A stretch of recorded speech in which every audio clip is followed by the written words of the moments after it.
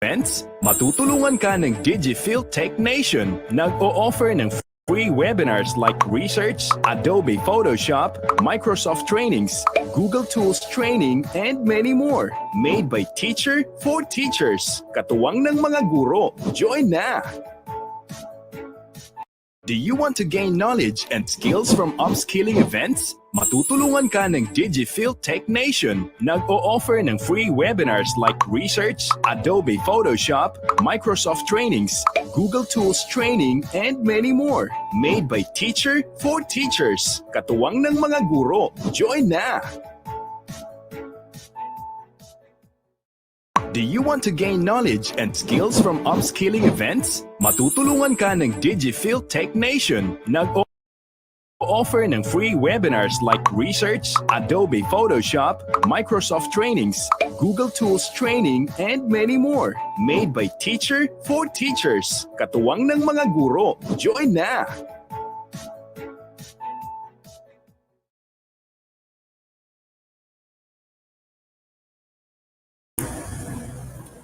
Hello, Sir Art. Good afternoon, Sir Art.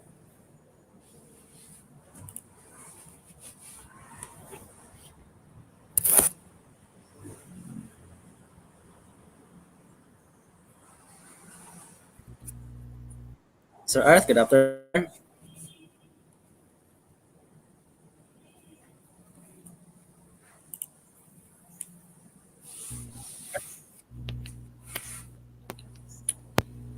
Hello, sound check. Good afternoon, sir.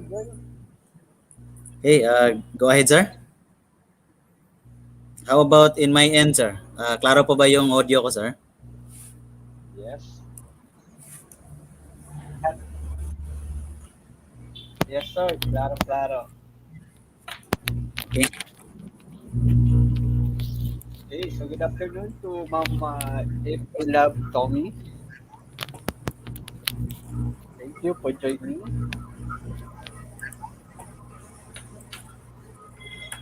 Yes, sir. Kamusta, Sir Gwen? Okay lang po, Sir Art. So, despite na busy tayo for preparation para sa opening day ng ating school year 2021-2022. So, ngayong Lunes na po yan, dear participants and learners, opening na po ng klase sa public schools at may mga kasabay pong mga private schools din. So, very busy today po in preparation, lalong-lalo na sa sa simultaneous flag raising ng DepEd together with our Madam Briones at saka kay President Duterte. Magbigay po sila ng mga mensahe. Okay. So by the way, dear viewers, so ang DigiField Tech Nation pala ay binubuo ng dalawang division from Cebu City Division and from Division of Batangas. So ako po ay nasa Cebu City at sa Division of Batangas naman ay sina Sir Norman B. Leynes at saka si Sir Art De Leon. Okay, once again, good afternoon po, Sir Art.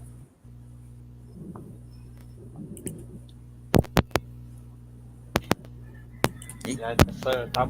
So, Sir Gwen, so kami po, Sir Norman, as administrator, ay nandito sa Batangas. And si Sir Gwen po ay sa Cebu. So, ito po ay...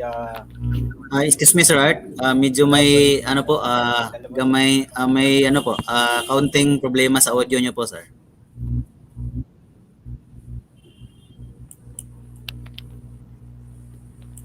Hello. Okay na ba? Oh, okay. Yan, sir. Okay na yan, sir. Okay. Yan. Opo. Okay, so part of the Digital Tech Nation, we have our webinar for a cost. So we are looking forward for those good Samaritans to participate in the webinar for a cost. So dito po sa ating YouTube channel, pwede nyo po i-click yung part para po dun sa donation. You want to share your blessing. And we are looking forward to be your servant para ma-share Yes, sir. So, their po participants, namin sa marami ang inyong mga blessings. So kami po ang ah, magiging tulay po ninyo to share your blessing to others, especially sa mga schools na nangangailangan po. yes, sir. And to support for us, their viewers, so maximize po natin yung super stickers at super chat po sa comment section po ng ating YouTube channel. So yun po, ang proceeds po doon ay papunta po sa aming webinar for a cause. So ito po ang webinar for a cause ng Digital Technician ay nakapagbigay na po tayo sa Zapatira National High School ng 50 reams of A4 size bond papers intended po for printing of materials para sa preparation ng modular approach po via printed. And Sir Norman, Sir Art,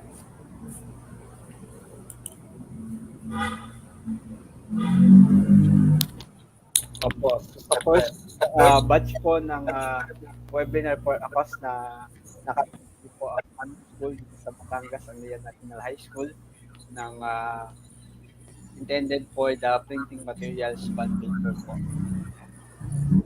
So maraming po salamat sa mga nauna na good Samaritan po na nag-participate po sa aming webinar for a cause, and we are looking for the others na mag-participate po kayo sa webinar for a cause ng Digital Technician. okay. So balikan natin sir yung mga nauna na nating mga webinars together with Mia Vingers within the month of August. So ito po ang mga nauna po nating mga webinars. So ito po Teamstalk, Microsoft Outlook for a positive outlook in life.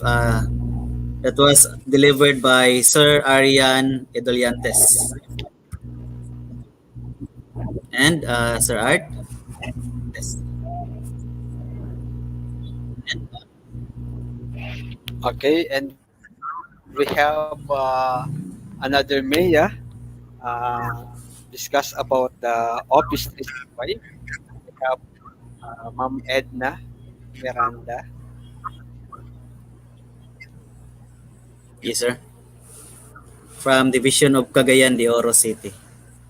And meron pa po, that was August 14, supporting initiative with staff teams delivered by Sir Henry V. Nerizon Jr. At yung isa, Sir...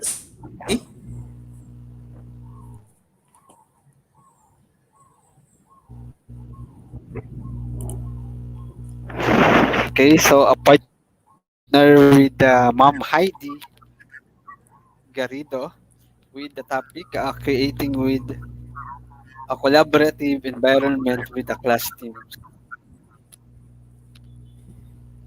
And then the following week po, August 21, since ang webinar po natin ay it will fall every Saturday po. So the next week po ay August 21.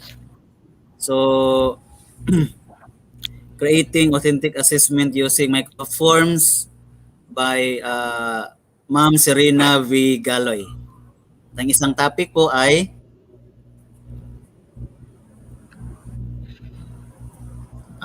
And cloud-based learning with OneDrive by Sir Lexter P.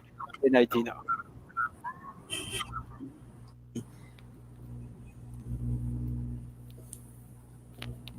And sa August 28 naman po ay kasama natin si Sir Jade or Sir Jonel Edward T. Kabila with this topic, engage and amplify with Flipgrid. At ang isang topic naman ay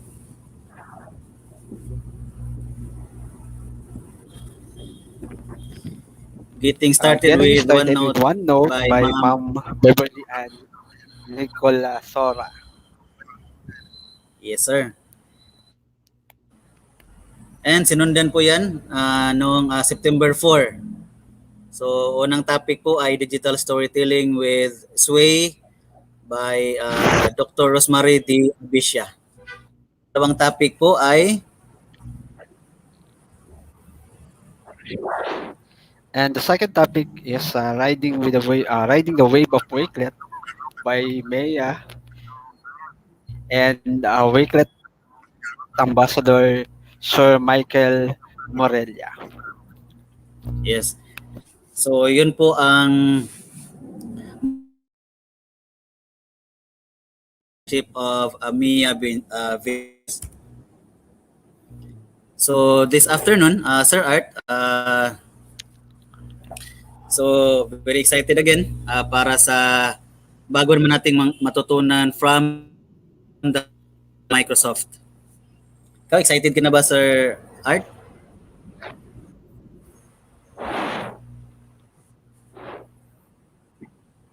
Yes, sir. I'm very excited na po na makilala ko this afternoon.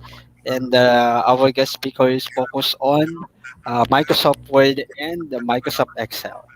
Yan. So, napaka-commonly used application of the Microsoft Office 365 by teachers. So,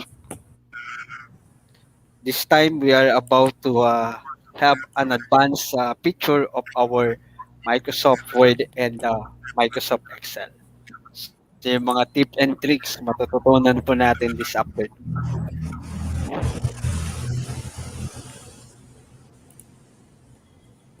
Okay.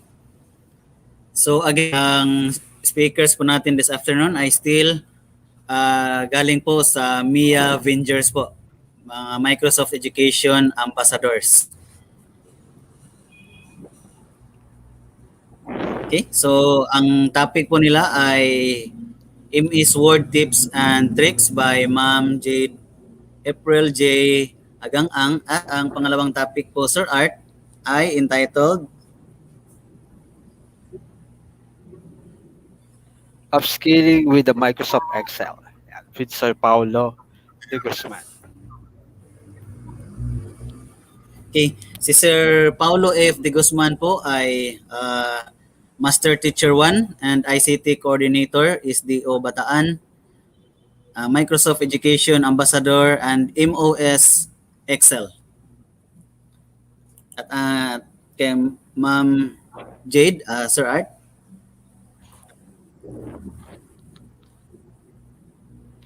Okay, and our second speaker, we have a teacher 1 from Daniel A. Aguinaldo National High School, a Microsoft Certified Educator, MIDE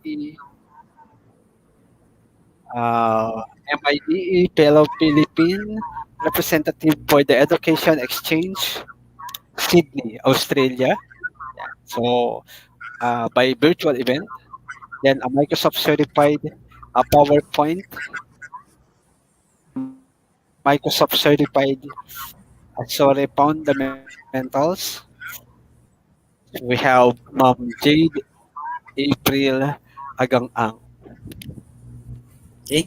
So again, ang unang topic po natin ngayon, their participants ay MS Word Tips and Tricks by Ma'am Jade April J. Agang-ang. Good afternoon, Ma'am Jade. Hello, good Kumusta po? afternoon.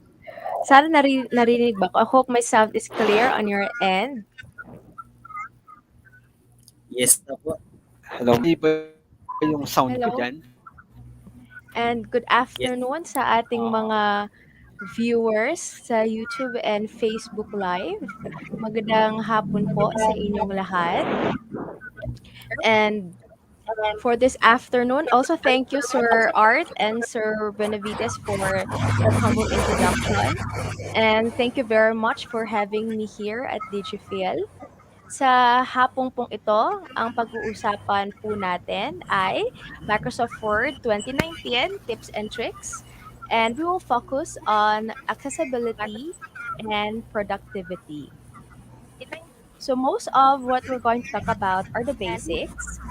And then, yes, I am Jade April from Davao City, and I was certified in PowerPoint, but of course, because as what Sir Art said, see Microsoft Word I the most commonly used in our Microsoft applications as teachers. And let's go down for our topic for the day. So we have accessibility with Microsoft Word.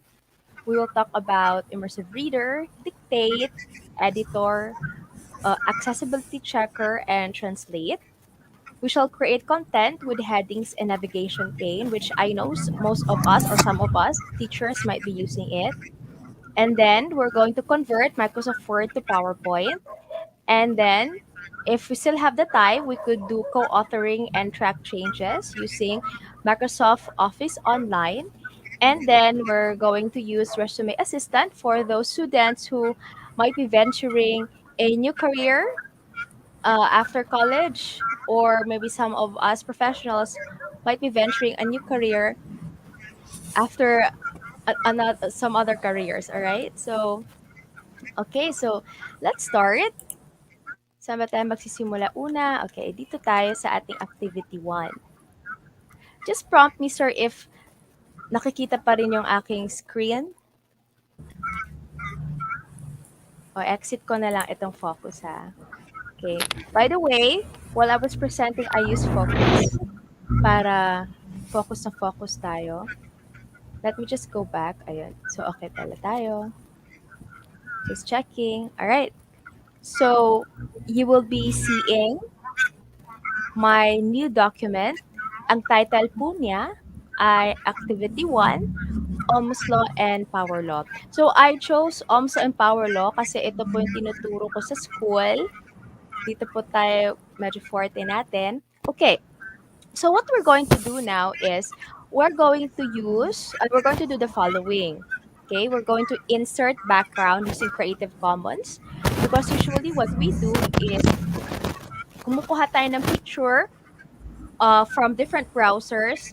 Tapos, i-copy paste natin dito kay Microsoft Word. And minsan yun ang dahilan kung bakit naging mabigat ang ating document. Okay? So, why not use Creative Commons? Okay? And let's insert or use headings and navigation pane. Though some of us are familiar with this, but some naman, they don't see this one as useful as it is. But let's and later you will see how useful it will be. Then we shall insert picture using screenshot or web picture in Microsoft Edge. Okay? And we and when we insert a picture in Microsoft Word, let's try to insert alt text to the picture para may accessibility tayo. And then we could also insert captions kasi nga pag may mga MOVs tayo, mga collage-collage, 'di ba? Meron tayong ginagawa ng mga annotations, pwedeng gamitin natin si insert captions. And then let's also try inserting a video in our Microsoft Word. Okay. So let's start. I'm not going to erase this part here. What I'm going to do is I'm going to type lang. Okay? Mag-encode tayo dito para actual. Alright. So let's start. Because we're going to talk about Ohm's Law, why not start with what is Ohm's Law? Ayan. Okay? Then, these are what, if I'm going to make, if I'm going to make a document and I'm going to send this to my students, and I want my document to have contents coming from different browsers or different resources or references. So, ganito, gagawa ako ng aking own document. Okay? So, my first topic will be what is Ohm's Law. Then, kasi Ohm's ang pinag-usapan natin, so let's talk about who is George Simon Ohm. Okay. Tama ba? Okay, who is George Simon Ohm? Then afterward, let's talk about the relationship of, buti pa sila, may relationship, sige, relationship of voltage, current, and resistance. So, yan lang muna sila. Then, we'll just add more topics along the way. Okay, so tatlo muna ang mga parts ng ating document. So what I'm going to do is, we're just going to highlight that one. All right? And then, under the Home tab, dito tayo sa Styles, we have the following, may heading tayo. Okay? So may normal, may no spacing, meron tayong heading 1, heading 2, heading 3, and so on. Alright? So you can choose headings if you want. So I'll choose heading 2. So may heading 2 tayo. Now, what I'm going to do is I'm going to view and I'm going to click navigation pane.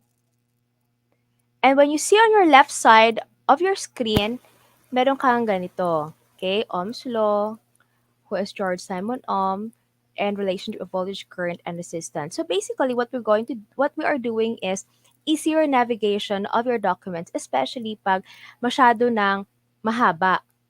Okay, ang document mo, yung ilang pages na ba siya. If gumagawa ka ng module for your students or you're making a worksheet for your students, I think this will be easier for us to do para mag-jump-jump na lang siya. And if the student has a laptop or desktop, or bubuksan man niya somewhere else, so makikita pa rin niya yung navigation pane. Sorry, let me just clear that up. Okay, so that's about it. Paggamit natin sa heading. So, hindi pa po tayo tapos. If you remember, I think all of us, no, whole Philippines, we did the RPMS ng, ano ba yan, sa soft copy. Okay? And some of us got some copies or templates from the net, and some of us naman gumawa. Pero I think most of us, let me just get that one, most of us kumuha, okay, ng template. So, pag pupunta ka sa mga crafts, sa mga objectives, you have to scroll down. Or sometimes, I go to the navigation pane, pero per page yung lalabas. But still, it's okay, no? But, if you use a navigation pane, mas madali siya. Now, let's try to add content. So, I'm just going to hit enter. And let's go and get the content. I'm going to Microsoft Edge. And I'm just going to get this one. Okay? And then, kokopyahin ko lang ito. So, copy-paste tayo. Ayan. Alright. Then, I'm going back to my document, and that's it.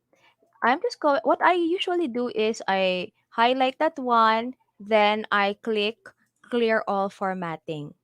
This goes to high school and college students. I know that some of us, hindi pa, some, sorry ha, if I may say this one, not all of us were taught this way, or hindi tayo na, we're not given a training, no, on how to do documents such as this, but it's all right.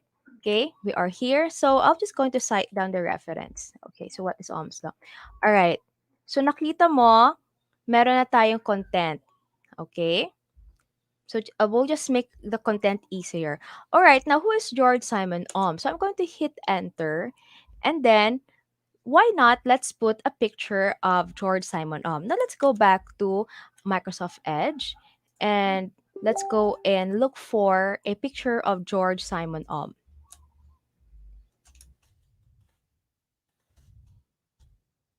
So George Simon Ohm's name sometimes has an E, sometimes wala. Okay? Hindi natin nahagilap ang birth certificate niya, but most books, they don't have an E at the end. All right. So, we're going to get the picture of George Simon Ohm para maging mas malinaw kung sino at anong itsura ni George Simon Ohm. I'm not going to click and copy paste, or I'm not going to download. I'm going to the right side of my screen, and I'm going to go and get web capture. And pipiliin ko saan mas maganda o gwapo si George Simon Ohm. So, ito na lang.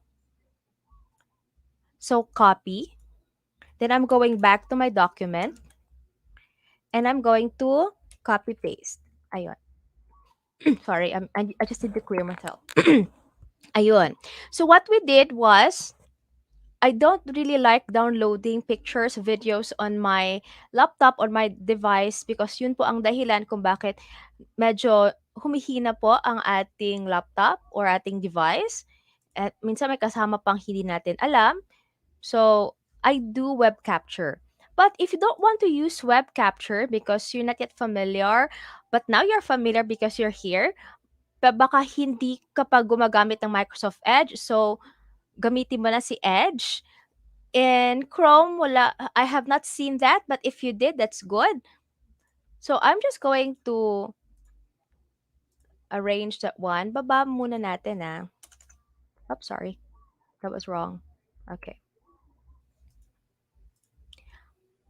That's tab. Hold on for a while.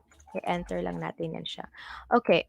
So, we could make this smaller.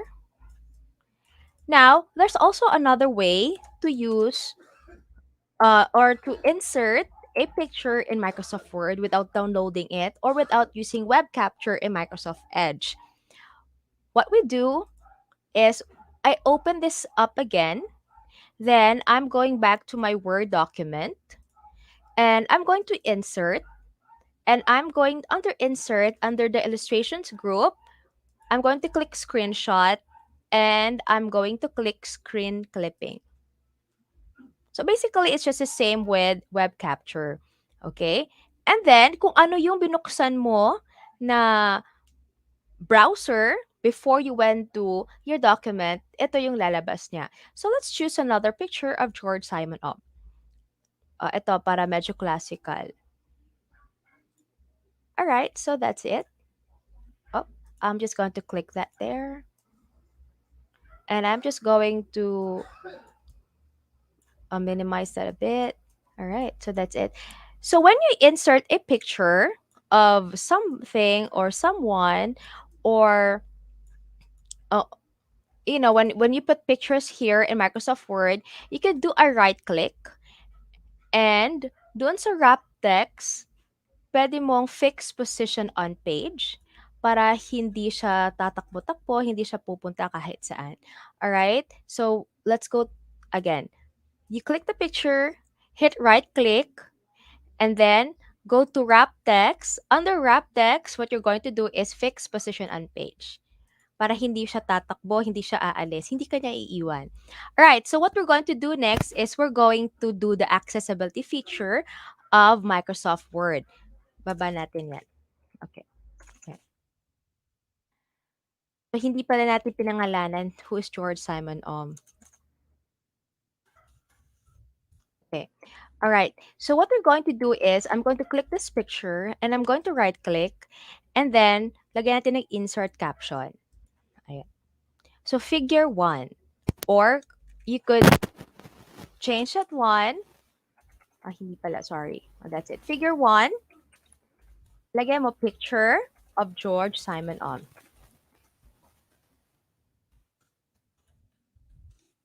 Right. Okay.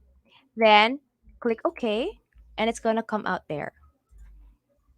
So pwede bang i-change ang ayun.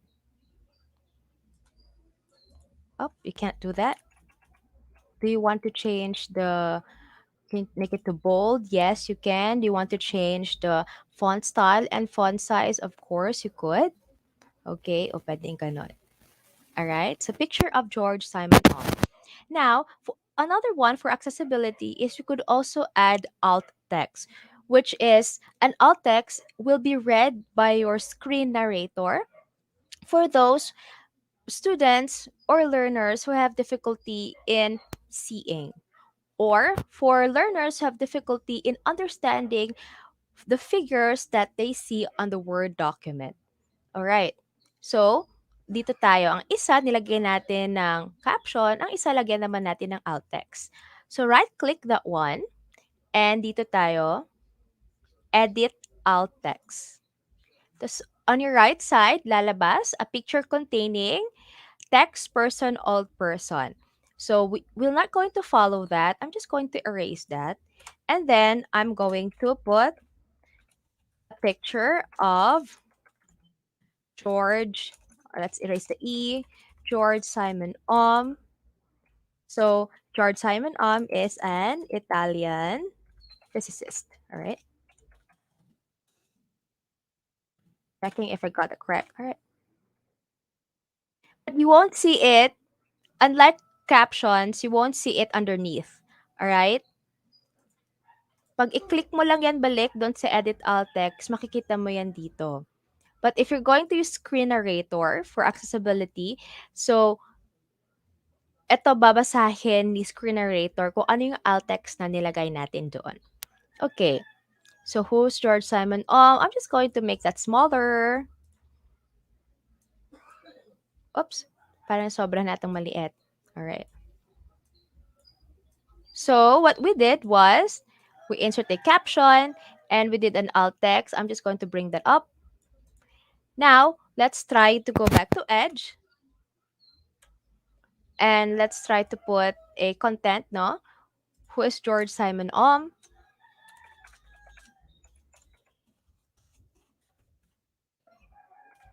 right. Oops, sorry. So I'm just going to copy whatever I see here. Then I'm going back there. I'm going to copy that. You see that?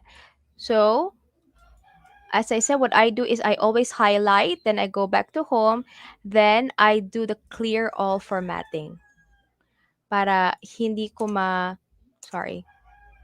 Ayoko yung may makasama sa net, 'di ba? May mga formatting sila. They have their own formatting, sorry. So, all right. So that's it. Okay? Now, sana yung ito. Naku, napag-iwanan si relationship. So what we did, we insert text, we inserted a caption, we inserted alt text, sorry. Now let's do relationship of voltage, current, and resistance. We could put a video in Microsoft Word, all right? But however, you're going to use the internet in order for you to be able to, of course, check the video, all right? So, ang gagawin ni teacher is pupunta siya either sa YouTube or if teacher has uploaded her own video or his video about the relationship of voltage, current, and resistance, and then pwede niyang ilagay dito. And why will you put it there? Okay? Papuntahin mo na lang sa YouTube, ma'am. You want your student to be able to see everything in one document. Hindi rin papunta-punta siya kahit saan.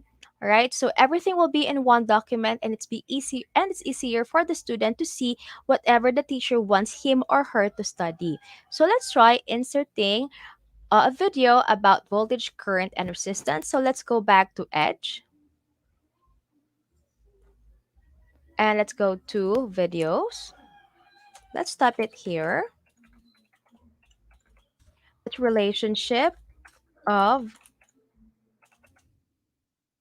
voltage, current, and resistance. All right. And we're going to click videos. All right. We're just going to click whatever we see here.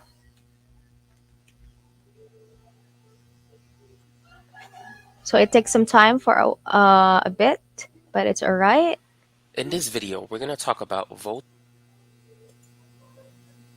All right, so I open it in YouTube.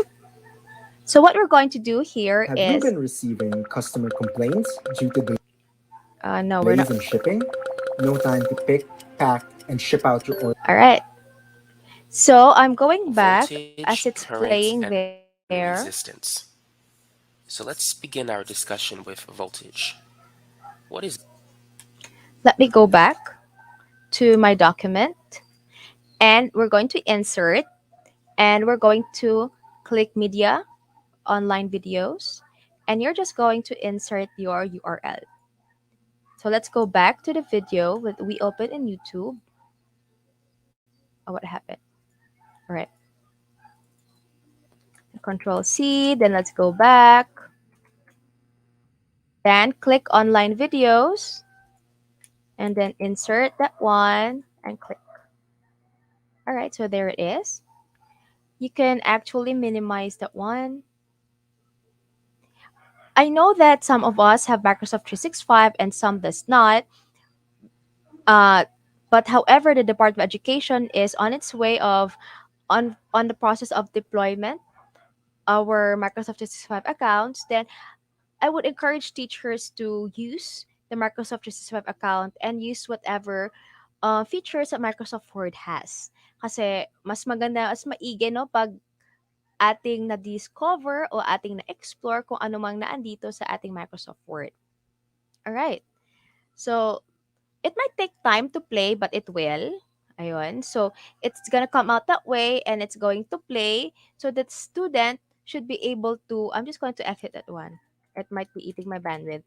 Alright, so the student is just going to click and the student needs an internet connection if ever that the teacher will do this. But, ayun, sorry.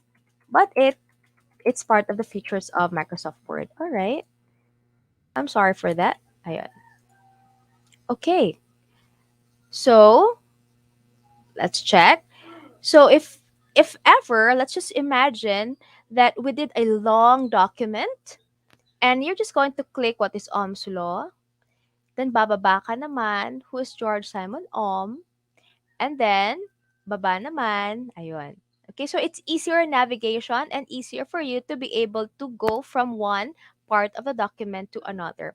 So we did headings and navigation pane, and we did alt text, and we used captions. All right. Okay.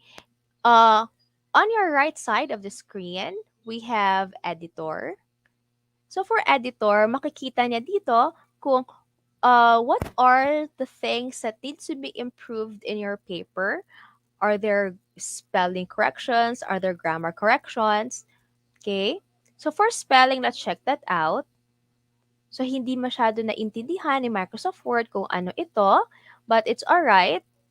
Okay, if it's part of the lesson, kasi German naman siya, Italian man yan, oh.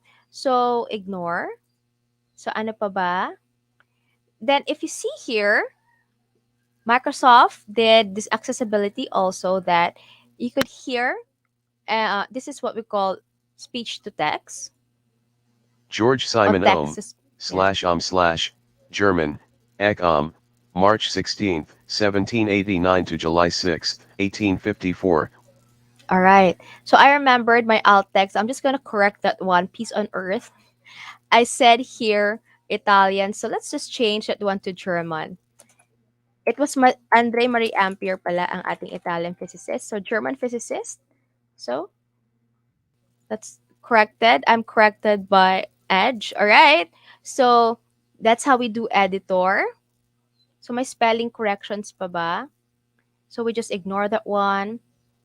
Oh, all right. So, let's ignore. And for grammar, school teacher. So, it should be one word. So, click natin, no? O, tingnan natin. You have finished reviewing, editor suggestion. So, everything is about correct. Alright. Ayun. So, 100% ka na. O, diba? So, for editor, if you have made your essay or you made your research, and you should also do proofreading and you should also do editor. What's good about editor in Microsoft Word is that you don't need to copy paste this one and you're going to paste it in another platform so that you could check the grammar and spelling lang po yung check niya, plus clarity, conciseness, and punctuations and vocabulary. But would you want it to be checked no for plagiarism? So it's not yet here, but you could use other platforms that would check or do cross references.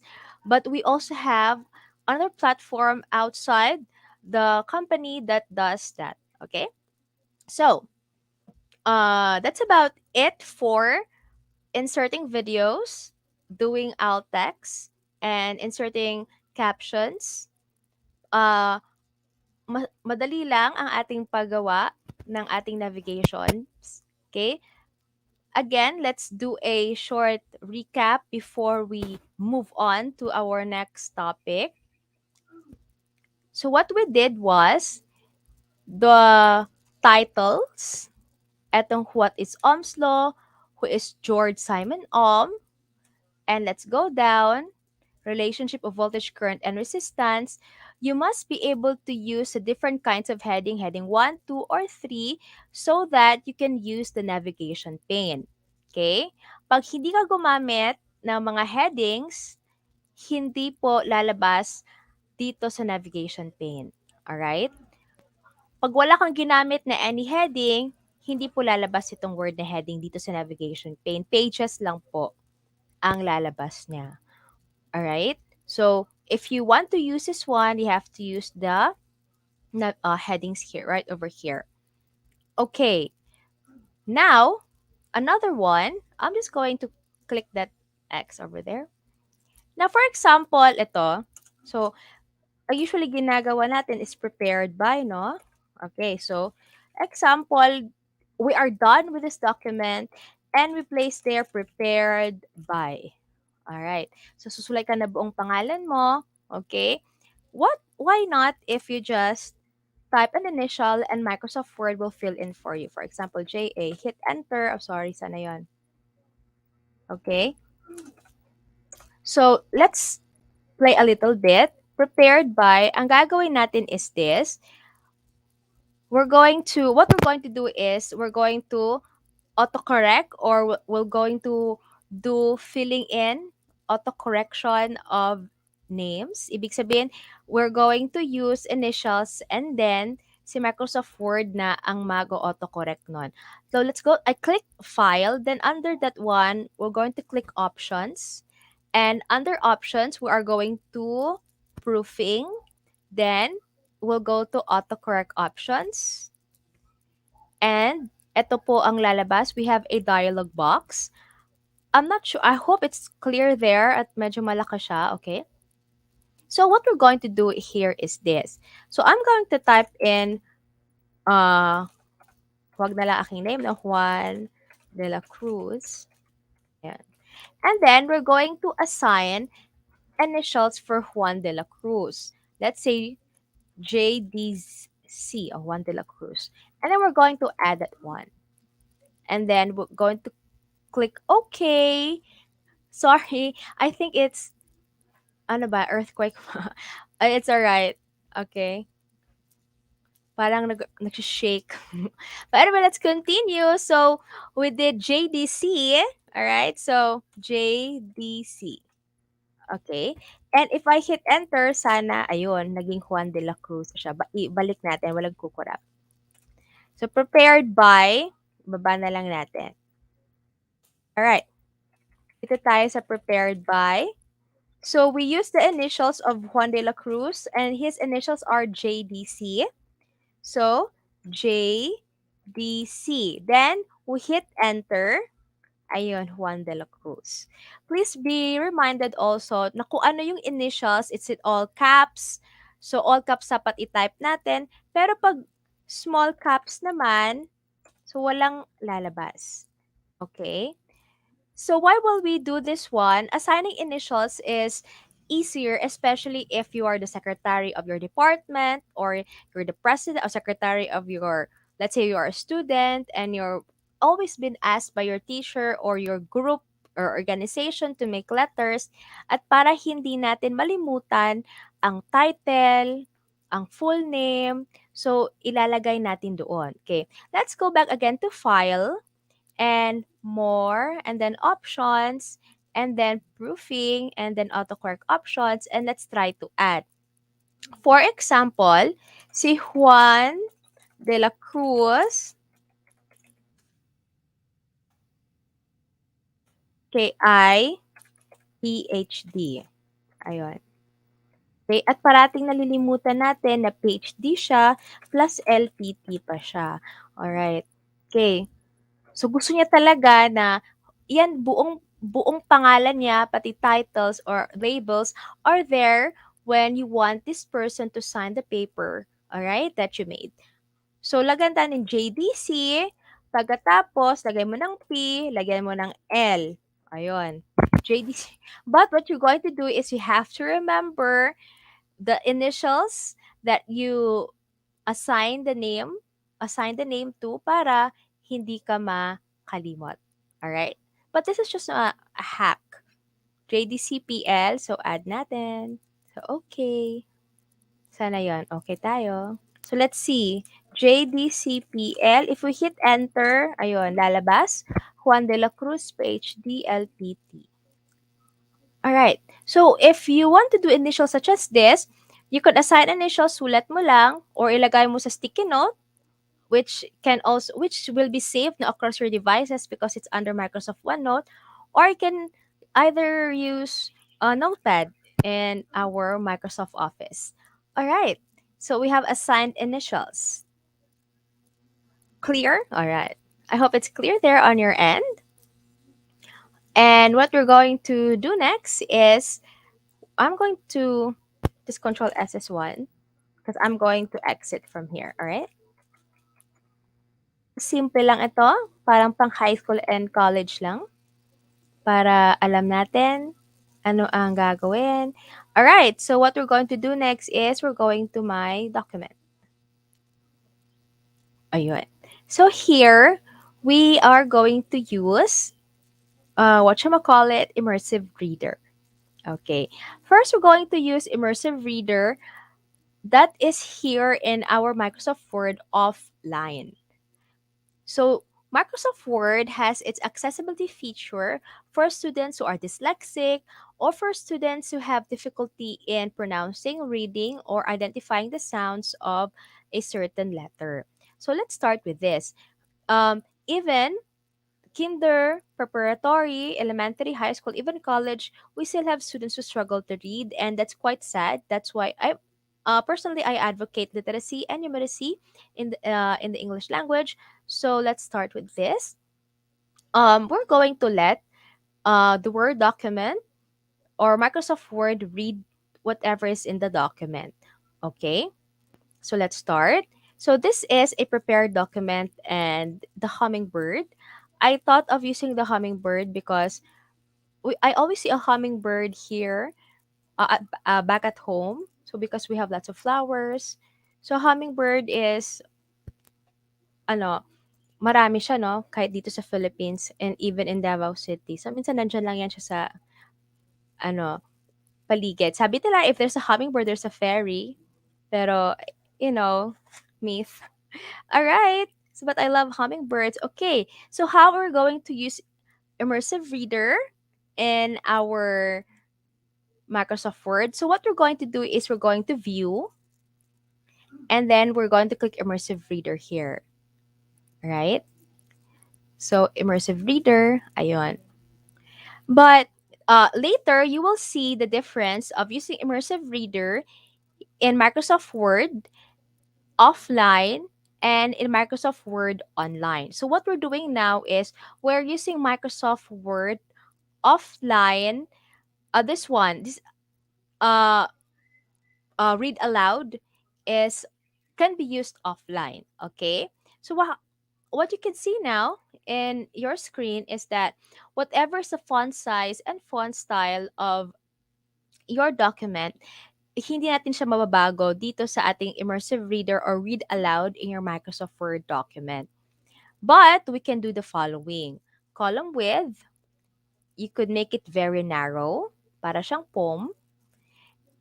Pwedeng narrow lang. Pwedeng moderate, ganyan siya. O pwede ring wide, malayo. But if you think that the letters are quite small for your students to be able to follow or to read, let's close Immersive Reader and then we're going to change the font size of the document. Okay? Dito tayo. So, gawin nating bigger, 20. Ayun. Now, let's go back to view and then click Immersive Reader. So, malaki na siya. And as you can see, di ba parang may mga dots? I'm just going to turn this off, A to Z syllables. If we off that one, hindi siya nakasyllabicate. But if we click that one, so there are syllables. Okay? Next, page color. There are times that the student cannot focus because they think that the color is not suited for their reading or is not suited for their focus. Pwedeng puro white, pwede black, para mas may focus sila kasi naka-highlight ang word later, pwede ding wala. Okay? O pwede blue.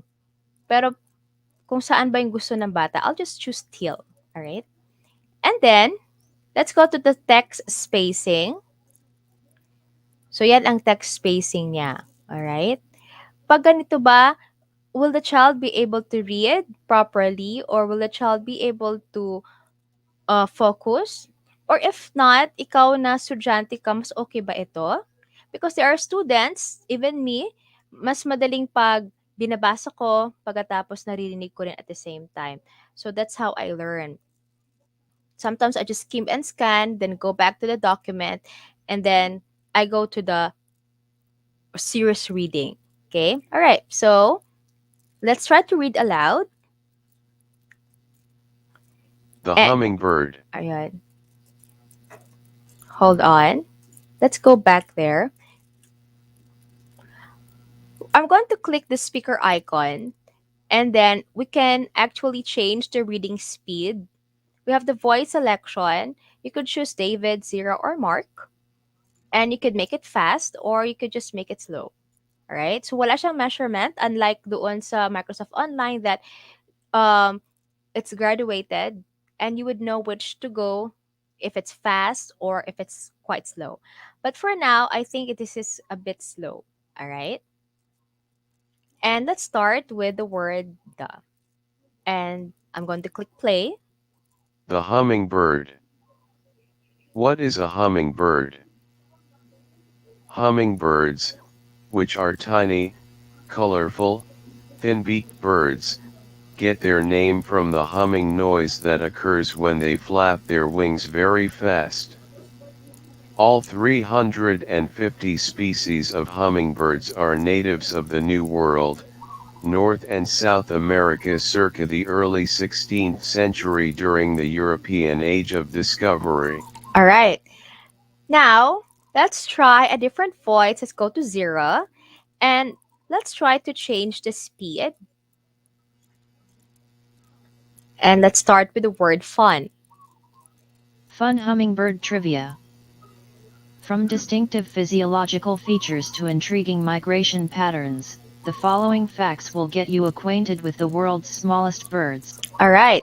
So as you can see, both voices stopped at proper pauses.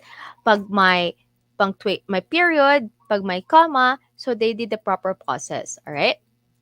And let's go to the last voice. We have Mark, and the speed will just stay the same. We'll click that one and go. Physical characteristics. A hummingbird's brilliant throat color is not caused by feather pigmentation, but rather by iridescence in the arrangement of the feathers. Light level, moisture, angle of viewing, wear, and tear, and other factors all influence just how bright and colorful the throat may appear. Yes, no? I've seen a hummingbird para may glitters siya dito. Alright, sometimes naman, okay, parang it's pure green, pero parang ano yan, kumikislap-kislap na may glitters. So that's why they say that if there's a hummingbird, there's a fairy. That's why I love hummingbirds, because I love fairies. But, you know, it's just like a segue. But I love hummingbirds. All right, so that's how we use Immersive Reader in our, this is for offline. You can use this one offline. And it does not have any specifications sa iyong laptop. Kailangan ano ba, i3 ba, i7, i8? No, it's not. It's when you install Microsoft 365 and you download this one, it will be there. Okay? By the way, if you have Microsoft Office 2019 alone, you don't have Microsoft 365, so your Microsoft Office 2019 will not be able to get updates, patch updates. All right? So kailangan partner Microsoft 365 and Microsoft 2019. They are good partners in for education. Okay, so that's our read aloud. Offline version in Microsoft Word. All right? Okay. So I'm just going to click that one and close natin Immersive Reader. Now, there are some questions that would say na sa mga essays lang ba siya or parang ganito lang na mga paragraphs lang, no? No, we can also read you can use immersive reader even for exams. Let me just look that. All right, here. So we have the sample test question, and we'll try to check if immersive reader offline will be able to read also what we have here. So let's start. I clicked view and I click immersive reader. Ayun. Pwede ding balik tayo ha. Close ko yan. For focus naman, I'll click view, I'll click focus. It's also part of our accessibility feature in Microsoft.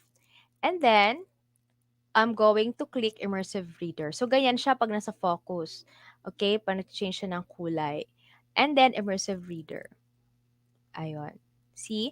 I actually like this kind of style when it's black and all the tabs are white.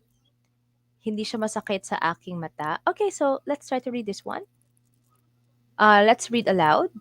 Electrical installation and maintenance. Exploratory. Multiple choice. Choose the letter of the correct answer and write it in the space provided. 1. It is an instrument used to measure the amount of electrical current intensity in a circuit. A ammeter, B micrometer, C ohmmeter, D voltmeter. Ayun, medyo mabilis siya, no? Let's change the speed. Ayun. Then let's do with Mark. A English system, B linear measures, C metric system, D system of measurement. So how he reads. 4. Please Alright. refer to figure 1 above.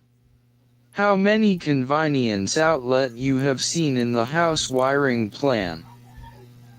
7, B8, C9, D10. Ayun. Alright, so have you noticed convenience daw, oh? So that's convenience. Alright. And then, ang pagbasa niya, hindi A. So, pwedeng lagyan mo ng space para A, English system. But that's how they pronounce A. A. Hindi naman sa for multiple choice na pag-pronounce na A. But, the sample shows that for our students who have difficulty in reading on their own, example, you're a kinder teacher or when it comes face to face, or if not with your child, no, you could use immersive reader. I have used immersive reader both in OneNote and in Microsoft Word for my son. When he was in kindergarten, there's so many things to memorize. I don't know why. All right, so he as young as he is, so minsan masyadong mahirap, no, pag pinapamemorize yung bata. So what I did was I type everything here in Microsoft Word, and then I let immersive reader do the job. So, nakikinig si bata, yung anak ko, tapos tinitingnan niya kung ano naka-highlight, and then we actually did memorize it. So that's like a part of our parenting hack or part of our teaching hack. Okay, so we did immersive reader. Immersive reader can be used both in question and answers, in multiple choices, and also for reading. Okay? But that is off. Etong ginawa natin is offline. Now, let's jump in. Let's go back to our hummingbird. I hope everything is clear. All right? Jump lang tayo. Now, let's try to go back. Okay? Para hindi tayo medyo malito. So, we are done with navigation panes. We are done with adding pictures and adding captions and alt text. And we are done in inserting video in in Microsoft Word. And also we did yung use autocorrect. Example ng autocorrect is yung JDC, click, tapos lalabas yung name ni Juan de la Cruz. Now, what we're going to do is another very easy way of doing PowerPoint using Microsoft Word. So, ang pinakamadali, nandito na pala siya. Okay. So, what we're going to do is, we are going to transport or send this document to Microsoft Word, Microsoft PowerPoint. No matter how many there are in your document, pwede natin siyang ilagay sa Microsoft PowerPoint. Okay, so we're going back to headings. Alright, example. So, this is the title. If you could imagine, diba, in your PowerPoint, you have the title slide. Okay? And the next slide will have a heading, parang title, and then you have the content below. Okay. Now, what we're going to do is we're going to use headings. All of the words or will become titles will be in heading 1. So the hummingbird, I'm just going to click control. What is a hummingbird? I'm going down. Fun hummingbird trivia and physical characteristics. We are going to click heading 1. Kasi lahat sila dapat heading 1 because all of them will become titles. And then, the content, hummingbirds, I'm going to press control. Baba tayo. Triple click, baba tayo. Triple click. All contents will become heading 2. Okay. Next, we are going to click send to Microsoft PowerPoint. But if it's not showing there in your tabs, what we're going to do is we're going to File, then click Options, and then we're going to Quick Access Toolbar, sorry, and then All Commands. At lalabas siya mamaya-maya. After All Commands, saan na yun? Ayun. After All Commands, please look for Send to Microsoft PowerPoint or letter S. So, kasi naka-alphabetical yan siya, so dito tayo. But on my end, lumabas na-add ko na po siya. So, SE, dito sa send, no? Look for the send to Microsoft PowerPoint. If you found it already here, you click add and it's gonna come out on this side. So, send to Microsoft PowerPoint. Andito na po siya. I'll just going to click OK. Alright, let's go back to document. Again, all of the titles became heading 1. So, what is a hummingbird? Baba tayo. Fun hummingbird trivia and physical characteristics, all of them became heading 1. And the content, this one became heading 2. So, we are ready. Sorry, the source will be heading 1 because I want it to be on a different slide. So hopefully, we'll get what we are aiming for. And then we're going to click Send to Microsoft PowerPoint. So I'm going to click that now. And we're just going to wait. And it's going to open Microsoft PowerPoint with a new document in PowerPoint. And by the way, as we are waiting for it to open, Microsoft Word to PowerPoint does not include the pictures or the videos that you have placed in a Word document. Ang ano lang niya is ang text lang po lahat. Ayun, so that's it. Let me just check. I hope nakikita ba? Alright, I think you could see it. Alright, so the hummingbird. So what you're going to do is, ibig sabihin parang gumawa ka ng document, may madali ang trabaho, kailangan mong gawin ng PowerPoint. So, maya na yung konti, maya na yung picture. So, dito tayo. Ayun. So, the hummingbird. Dito, ayusin mo lang what is the hummingbird. Dito mo na ayusin yung lahat ng ginawa mo. Okay? Dito ka na maglalagay ng mga animations. Lahat ba napasok? If I'm going to split my screen, let us try to check. Ayun.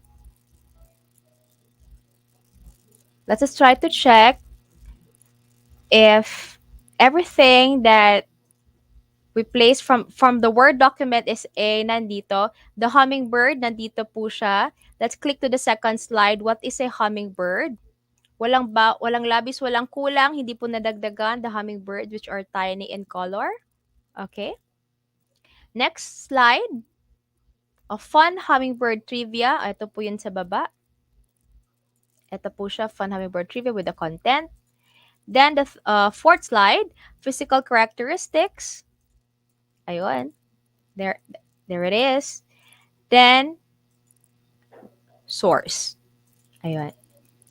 Again, it does not include pictures or other images that you place there. Ikaw na lang po ang maglalagay. But the fun part there is you don't need to ayun, copy-paste ka pa sa PowerPoint. Diba? Copy-paste, copy-paste. Ayun. But just remember, if you want to do this one, please use headings para heading 1 and heading 2. If you're going to use heading 2 and 3, sorry ha, if you're going to use heading 3 and 4, I'm sorry, magkakaroon po siya ng additional slides before the title itself. So, for example, the hummingbird, gumamit ka ng heading 3 and 4. Ginawa mo itong heading 3, tapos itong content heading 4. If you go back to PowerPoint, and if you make that bigger, this one, before the title itself, marami pang mga slides. Okay? So, best to use is, sorry, where is that? The best thing to use is heading 1, 2, and 3. Oh, heading 1 and 2. Pardon me. Okay, so we have done Microsoft Word to PowerPoint. O yun, di ba? And before we go to Microsoft Online, I think you know that you can open PDF to Word. Oh, di ba? I think most of us know already what to do or how to do that one. But here in Microsoft Word, you can do Word to PDF and PDF to what you call it, Word. So what you're going to do is blank document and then file and then open mo lang diretso yung PDF file mo. Okay? CV. Sorry, PDF. Just type any PDF. Okay. So type mo any PDF file and then it will just automatically open here. However, there are also other PDF documents that are restricted and you cannot open them right away in Microsoft Word. Okay, so sorry, naghang siya. Ayun. So, ganun yon. Okay? I am just going, we're not going to continue that one na cancel. Baka mahang tayo. Okay. So, that's about it. That's our offline versions. Okay. Now, let's go to review before we hit to our next screen. This is our content, right? A document. And kanina gumamit tayo ng editor. You have finished editing. Tama na yon. Then, thesaurus. Titignan natin kung may mga kailangan ba tayong mga meanings or other words that are not unfamiliar with us. And meron tayong word count. Okay. So, malalaman dito ilang pages, ilang words, how many characters that does not have spaces, and how many characters with spaces. Paragraphs is 8. Itong paragraphs na sinasabi niya are sentences actually. Okay? So, ilan ba? 1, 2, 3, 4, 5, 6, 7, 8. So, binibilang niya yun, no? Okay? Hindi talaga paragraph na ito one paragraph. Because we only have how many paragraphs? Ito, 1, 2, 3. That's 3 in actual. But for statistics count, you can have that in Microsoft Word. Bibilangin niya kung ilang words na ba. Even dito sa baba, meron naman din, di ba? But sometimes easier dito titingnan kasi mga ibang elements makikita niya. Alright? Next. We have done read aloud. This one is check accessibility. I'm always promote checking accessibility because we have students who needs to be our lesson and our materials that we give to our students should always be inclusive. Okay? Sorry. So check accessibility. You're going to check that one. Okay, this document is in an older format with limited functionality. Consider converting this file to a modern format to enable accessibility checker. So, pwede mo i-convert. Kung i-convert mo, ano mangyayari? So, i-click kaya natin. Okay. So, missing alternative text And image or object not in line. So, kailangan lagyan mo ito ng alt text. Okay? Lagyan natin ng alt text ang hummingbird para maging accessible siya. Alright. Next, language. Ito. Sa language natin, my dear students and teachers, if ever that you want to send an essay or there's an application that needs to be translated, gusto mo inclusive sa mga students mo kasi nga meron kang mga students out sa abroad. No, I've tried this one. I have for yung Skype in the classroom, you became a guest speaker for a foreign classroom. So I did use translate and that was in Japanese. Etong hummingbird, translate natin to a different language. Okay? And there was one time that I have a friend from UAE. So I asked him if doon sa translation, tama ba ang pag-translate niya from English to Arabic? And wow, no, it was correct, no? Tama ang pag-translate. So let's go to language. And we could translate it per selection. Pag per selection, the hummingbird. Let's select that one. And then, tingnan natin ano ang translation niya. We have to choose the language first. So, yan. English yan, no? So, from English, detected is English word to, ano ba? Sige, with Dutch para mas madali. Ayan, okay. So, de colibri. Ayan palang hummingbird. Sa mga mahilig dyan sa mga K-pop, hanap, Filipino muna tayo. Ang hummingbird. Wala namang Tagalog na yung hiram na salita talagang hummingbird. Sige, French. Le colibri. Di ba? Ang galing. Sige, ano pa? Maglaro tayo ng sandali. Ito, mga opa. Ayan. Sige, basahin mo. Sige. Alright. Now, pwede mong i-insert. Ayun. Mali. Wait lang. Ayan, hummingbird, no? Space ka. Ayan. Insert mo. Ayun. Di ba? Pwede ka na gumawa ng content in Korean. Pwede ka na gumawa ng content in Dutch. Pwede ka nang gumawa ng sulat, no? In different language. Alright. Okay. So, we're just going to exit. And what if we want it to be the whole document? Sige. Put it sa language. Ang language natin, alright.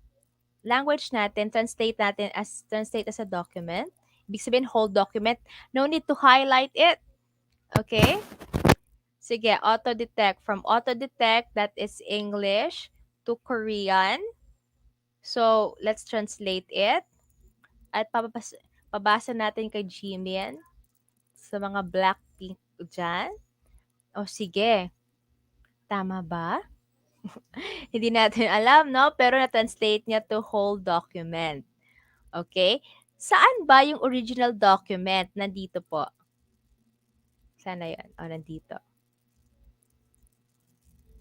I can't find it, but it's there. Alright? Ayun, the hummingbird. Okay. Ang Korean niya ay nandito. I'm just going to close that. I'm not going to save that. And let's try to change the whole document to Filipino. And let's try to see ating mga Filipino teachers dyan. Hanapin natin kung nandito. Kasi nakita ko yung Filipino kanina. Akit po, ayun, Filipino. Let's translate it. Ang hummingbird, ano ang hummingbird? Hummingbirds na kung saan ay maliit, makulay, manipis, beaked ibon. Alright, may English pa rin. Okay, tuka, di ba yung beak? Makakuha ng kanilang pangalan mula sa humming. Ingay na nangyayari kapag sila flap ang kanilang mga pakpak. Alright, so hindi pa fully yung Filipino. Okay, siguro soon, no, si Microsoft Word kukuha siya ng Filipino na talaga magta-translate. Alright, but in other language, parang okay naman siya. Except dun sa Korean, hindi natin mabasa. Okay, so that's how we use Microsoft Word there. Read aloud, check accessibility. madali lang ginawa natin, 'di ba? And for this one, resume assistant, ang resume assistant natin ay nakadikit po siya or naka-anchor po siya kay LinkedIn. Okay? So what we're going to do is I'm going to close this one. Don't save. Ayan. We're going to close this one. All right. Ayun. Wala na tayong document. So I'm just going to open a new document. So para saan ba si resume assistant? Okay? Resume assistant for our students or teachers changing to another career at gusto mong makita kung ano ba yung trending o kasi naman pag sabing teacher, in terms of LinkedIn, there's so many kinds of teachers. You could be a technology teacher, ESL, okay? So, you want to check, no, what is parang the terms being used in the industry para mas madali ka makakuha ng work. Okay? So, for example, the role that you're applying for, or maybe your current role is you're a technology teacher and you're looking for an industry applying for higher education. So, pagtingin mo sa baba, ito yung kanyang, okay, wait, hold on. Magnify natin para makita nyo. Up, parang sobrahan. Ayan. O, hindi na. Sorry, peace on earth. Okay, so dito, sa gilid, so, you're looking for a role that is related to or has something to do with a technology teacher. So, ito yung kanyang isang description. So, a technology teacher or teacher trainer. So, in English language, instructor ka. Instruction of general academic specialized English to various groups of uh, various groups using blended learning approach. So, ito yung mga, it does not really make a resume for you.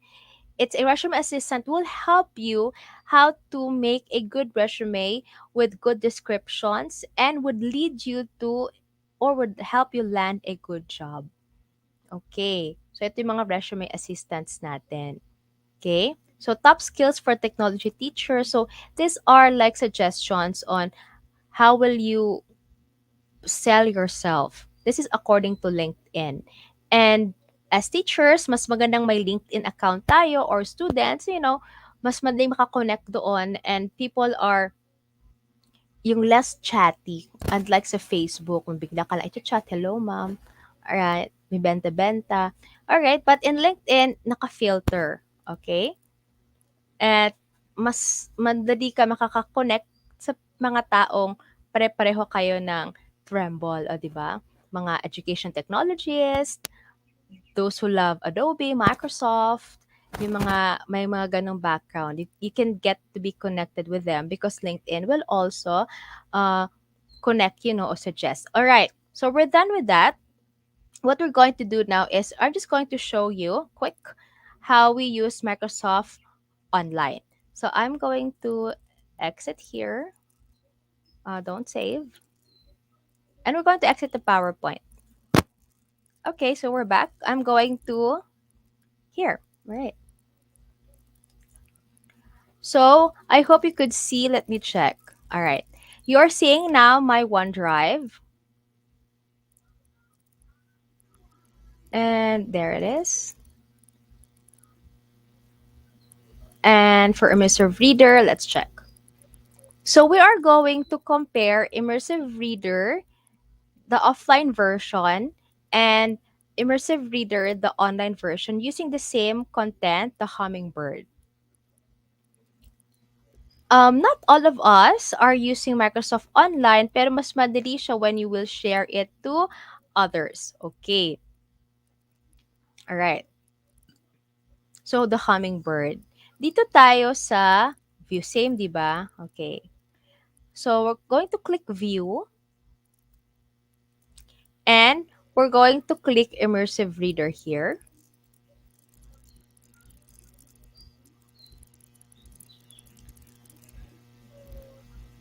Ayun. And then, the difference now is, nung doon sa Word document offline, hindi siya naging ganito. Okay?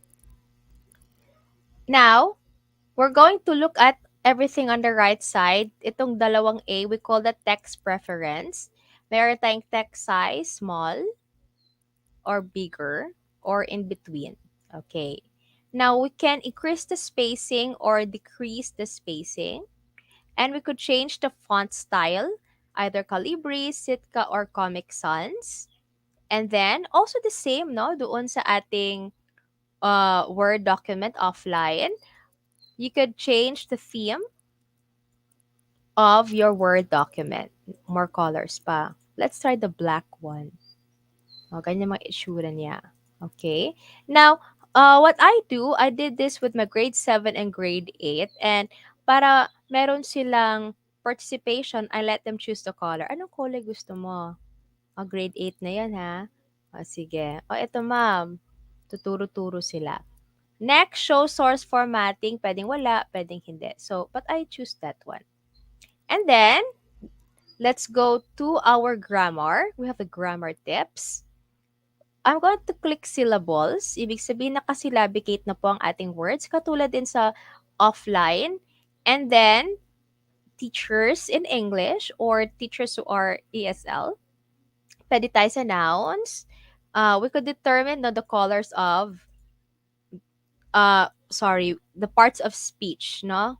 We determine them through their colors. For example, nouns, we can assign them to red. So, hummingbird is red. So, hummingbird is a noun. Tama? So, a noun is a place of a person or a thing. So, verbs naman, pwede natin gawing light blue. So, verb is an action word. So, is here as being used as a verb. Are occurs. Now, adjectives, we can make it them to a light green. So, adjective describes a person, place, or thing. So, colorful, thin beat. Adverbs. Okay?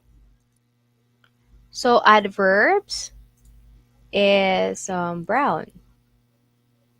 Ayun. Describes an adjective. Tama ba akong adverb? Alright. Okay? Then, ayun, show labels. Ibig sabihin, papakita natin adjective ba yan siya or a noun. Let's go to the reading preference. We only have one line of focus. Okay? Meron tayong picture dictionary. Mamaya makikita nyo ano yan. Then we could choose a language for translate. Katulad kanina, pwede Arabic or Egyptian, pwede Armenian. Okay? Sino ba? Korean na naman. Sige. Hold on. Maghanap tayo ng maintindihan natin. Spanyol o Russian. Baka may mga SPFL tayo dito, di ba? At maintindihan nila. So, bilisan natin. Alright. Sabi nila, Chinese daw, is the next language of the century. Filipino. Dito tayo, sariling atin yan. Okay, dito tayo. And then, because we're going to let it read again, so, meron tayong voice selection. Ito yung sinasabi ko, you can determine actually kung gusto mong mabilis, enough lang, o babaan mo. However, the difference there in Microsoft Word offline, you could choose different voices. Mark, Zira, and Dave. Dito, female and male lang. Ayan. Let's start with the female parang girls first. Okay. And we're going to hit play. What is a hummingbird? Hummingbirds, which are tiny, colorful, thin-beaked birds. Okay, mabilis, no? So, babaan pa natin. Dito. And let's go to female again. Birds get their name from the humming noise that occurs when they flap their wings very fast. All 350 species of hummingbirds are natives of the New World, North and South America circa the early 16th century during the European Age of Discovery. Alright. What if babaan talaga natin dito? Female pa rin. Let's start. Discovery. Fun hummingbird trivia. From distinctive physiological features to intriguing migration patterns, the following facts will get you acquainted with the world's smallest birds. Ayun. So, I think on this part, maintindihan ng bata. Though medyo malamya siya, at least the students will be able to listen carefully how the words are pronounced, especially that we are not native speakers of English, even if we know how to speak English. Minsan talaga may mga mami-mispronounce tayo, no? Physiologically. Ayun. Taray. So, let's click mail and then let's start Immersive Reader. Birds. Physical characteristics. A hummingbird's brilliant throat color is not caused by feather pigmentation, but rather by iridescence in the arrangement of the feathers. Light level, moisture, angle of viewing, wear and tear, and other factors all influence just how bright and colorful the throat may appear. All right. So, that's it. And let's go back. Off natin yung line of focus. Okay. Now, so the hummingbird, if we click this one, you could listen also to it. Hummingbird. And then, if you click the word tiny, yan tiny. Ang kanyang translation ay malambot o medyo iba.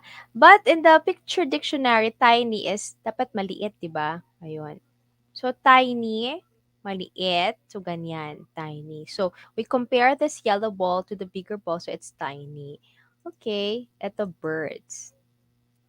Yan, ayun. Birds. Kasi may S, mga ibon. So, tama naman. Okay. Noise. Tingnan natin. Ayun. Noise. Ingay. Ayun. So, nagpa-vibrate yung, ano tawag na, nakalimutan ko. So pinapakinggan niya. So, ingay. Alright. So, tama. Species. Tingnan natin. Oh, wala. Wala siyang translation. Natives. Tama. Katutubo. How about north? North. Tama ba? Hilagang silangan. Ayun. So, that's how we use Immersive Reader in Microsoft Word Online. Balik tayo sa ating document. Now, if ever that this Hummingbird document is a group work or group project, pwede naman siyang i-share. Okay? Let's say, the Hummingbird. Okay? Baba tayo. Let's say, research of group 2. So, highlight mo yan kasi ngayon, sa group 2, hinati-hati nyo na, no, ang inyong work. What is a hummingbird? O, ito. O, Sir Art, ikaw yan. O, Sir Ben, ikaw yan. O, Ma'am Jade, ikaw yan. Physical characteristics. Ngayon, ang problema ay wala na tayong oras. Okay? So, ang gagawin, para mas madali at wala tayong masyadong documents na i-download, i-share mo ito. Click the word, yes, we have to click the word share. This is, you could do this in Microsoft Word, actually online. Pwede din doon sa ating offline, hindi ko na napakita. So, ang gagawin mo is, for those who have Microsoft 365, please just click it, anyone with the link. Huwag ka mag-set ng password para ma-open. Or kung gusto kayo lang talaga makakagamit, sige, put a password. Okay, but for this, for co-authoring, copy link, ayun, copy mo, then you could actually send it to, dito tayo sa StreamYard, send mo dito sa StreamYard. Ayun, for example, chat box natin yan, o sabihin mo, eto na ang ating assignment, ang gagawin mo, sagutan nyo yan. Okay, and then, because it's almost time, pag may nagta-type dito, makikita yan ni teacher o makikita ng lahat ng kaklase mo, kayong tatlo makikita nyo kung ano ang nilalagay nyo doon sa inyong document. Sorry, it's taking time to load. Alright, let's just go back here. Alright, so if you shared your document in Microsoft Word, you could actually see who is, yan, ayun o, alright, who is doing some things in your document. Ito po ba ang research natin, teacher? Ayun. So, may guest contributor tayo. So, nakikita yan, no? So, dyan lumalabas. Okay? Ang ating, nakikita mo in real time. Tapos, dahil, inano mo, na, oh, ito, dito ka na part, ha? Ayun. So, what is Hummingbird? So, thank you. Ito po ba ang research natin, teacher? Oh, yes. Hindi ka ba magsasubmit? Ayun. Patapos na ang school year. Ayun. Tapos, may isa classmate, sasabing working on it. Thank you. Sorry po. Ayun. So, makikita mo. Alright? Para naman hindi ka malito na parang nagsasapaw-sapawan na kayo, no? So, ang gagawin if you're the group leader or if you're the teacher, ang gagawin ni teacher ay sabihin mo, oh, ikaw, dito ka lang sa first paragraph. Ikaw, second paragraph ka. Ikaw naman, third paragraph ka. So, hindi ka magsasapaw-sapawan. Alright? So, this is an example of contribution and collaboration online. And it's easy for us to do that dahil yung tipong may isang document na download mo. May isa namang document i-download mo. Tapos, aantayin mo yung document na pangatlo mong kaklase. Kita-download mo naman. May tatlo ka ng document.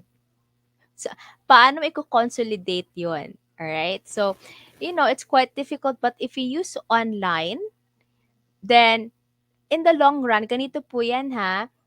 And the first part that we have used this one, medyo malito, mahirapan ka, and even the students. But along the way, if you did explore and did try to experience how to use this, then makikita mo kung ano yung mga strategies along the way ang pwede mong baguhin o pwede mong tanggalin na hindi na ito magandang strategy. But using Word online, Excel online, PowerPoint online, mas madali po ang trabaho natin.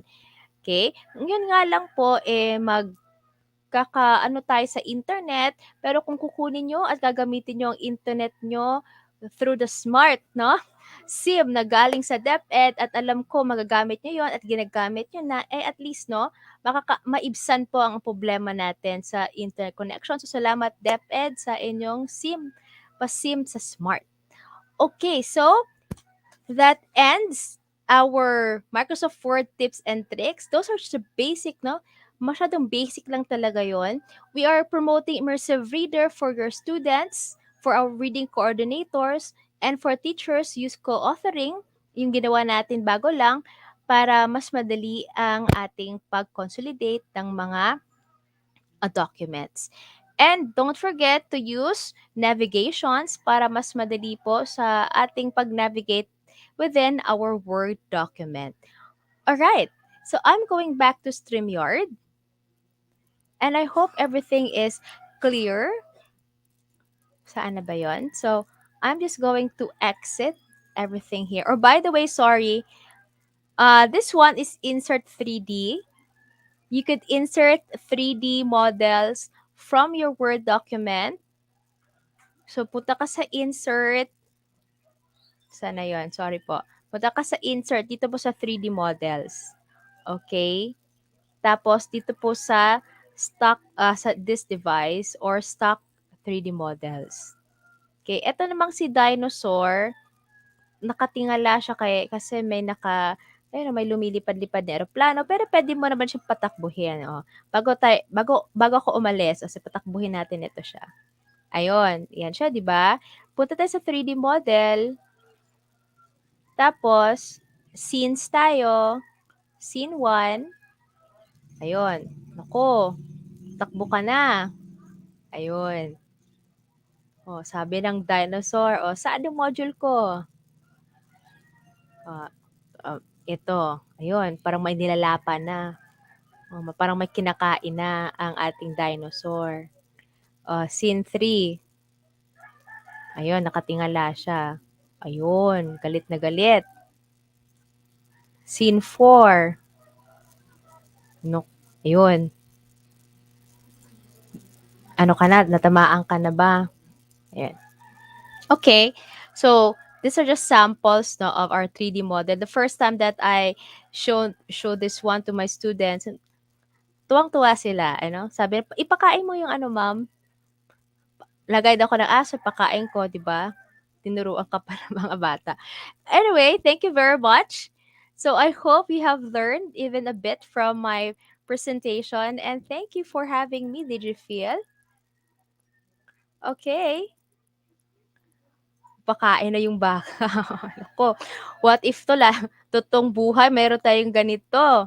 Nako, at magiging pet pa. Alright. Okay. So thank you very much. Hindi pa naman ako tumingin sa ano. Alright. Sa YouTube. Alright.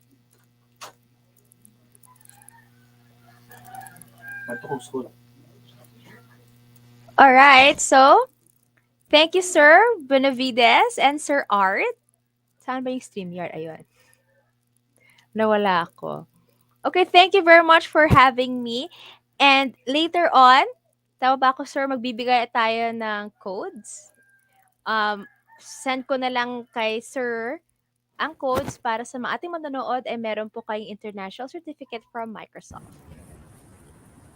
Yes, ma'am. Thank you so much, ma'am. So, balik muna kita sa backstage, ma'am. Tapos, balik tayo for Q&A. So, pasok natin si Sir Paulo. Thank you, ma'am. Alright.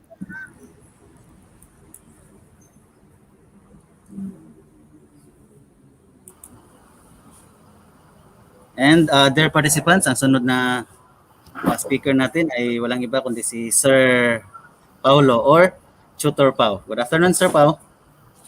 Hello, good afternoon po. Yan. Good afternoon po, Sir Benavides, Sir Art. Yes, good afternoon, Sir sir. Norman, good afternoon po sa inyong lahat. Good afternoon, sir. Tanghali po, sir.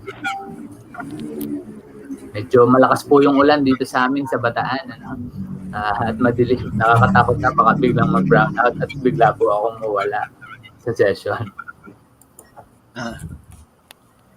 Okay, sir. So, Take it away, sir. So, start na po. Share ko lang po ang aking screen. Okay, sir.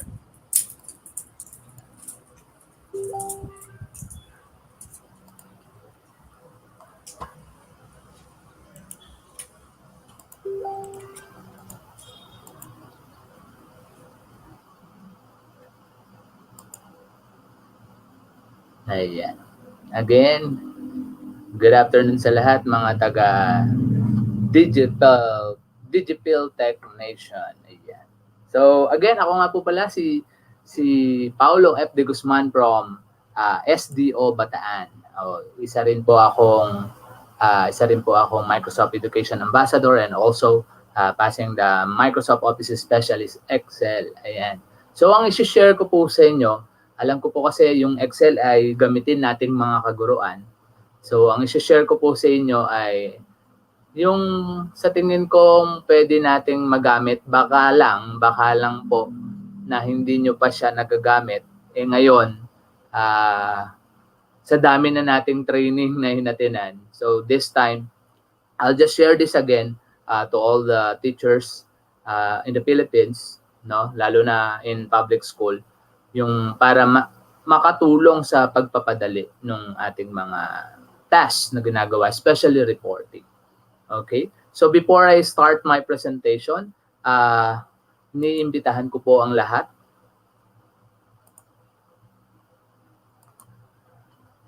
Ayan. No, inimbitahan ko po ang lahat na subaybayan kaming mga taga Senior High School Information and Communication Technology. So, meron po kaming slot every Friday sa DepEd Itulay. Mapapanood nyo po sa DepEd EdTech Facebook account and YouTube channel po nila. So, magtuturo po kami doon ng Computer System Servicing NC2. Magtututor din po kami ng programming na Java and .NET technology. So, yan po. Kung ang inyong mga estudyante ay naka-enroll sa ICT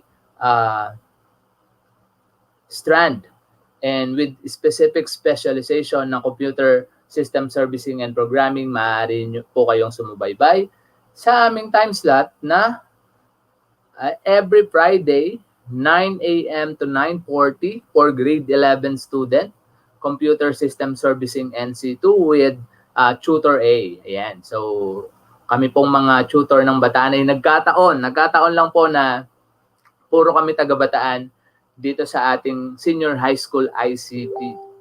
No? So, ako po bilang mentor nila, makakasama po nila sa mga ilang episode, and then sila pong mga mentee ang mga susunod sa buong taon ng grade 11 for computer system servicing. Sila po ang inyong makakasama. So, si Tutor A and your mentor, si Tutor Pau, si Tutor Lon ng SDO Bataan din. Ayan. So, grade 12 computer system servicing naman po ang kanyang ituturo. And also, we have Tutor Bell. Ang ituturo niya naman po ay Java Technology for Senior High School ICT every Friday. Balikan ko lang po yung kay Tutor Lon. Every Friday, 9:40 to 10:20 a.m. Magkakasunod po yung slot namin sa ICT. Kaya yung mga estudyante nyo, saktong-sakto lang po yan. Na kung ang estudyante nyo po ay nakaschedule ng Friday for specialization ng computer system servicing, both grade 11 and grade 12, you can watch every Friday, and then you can have your performance task or even the activity for your students while watching the e-Tulay session, no, for this week 1. Ayan. And also for programming, which is the Java Technology, kasama ko naman po si Tutor Bell. Ayan. Ang time slot niya po ay 11 to 12 p.m. every Friday. So si Tutor Bell naman po ang magtuturo ng programming, which is, it depends on the school kung sino po ang nauuna for grade 11 and grade 12. Kasi dalawa po yung specialization for programming, which is Java Technology and also combination with the .NET Technology. So kung pang grade 12 niyo po si Java Technology, ayan po, si Ma'am Bell po ang inyong magiging tutor for that subject. And for .NET Technology naman po, ako naman po ang inyong lingkod na mag-tutor para sa DepEd Itulay .NET Technology Senior High School ICT. Ayan. Every 10:20 to 11 a.m. So magkakasunod lang po kami sa ICT specialization.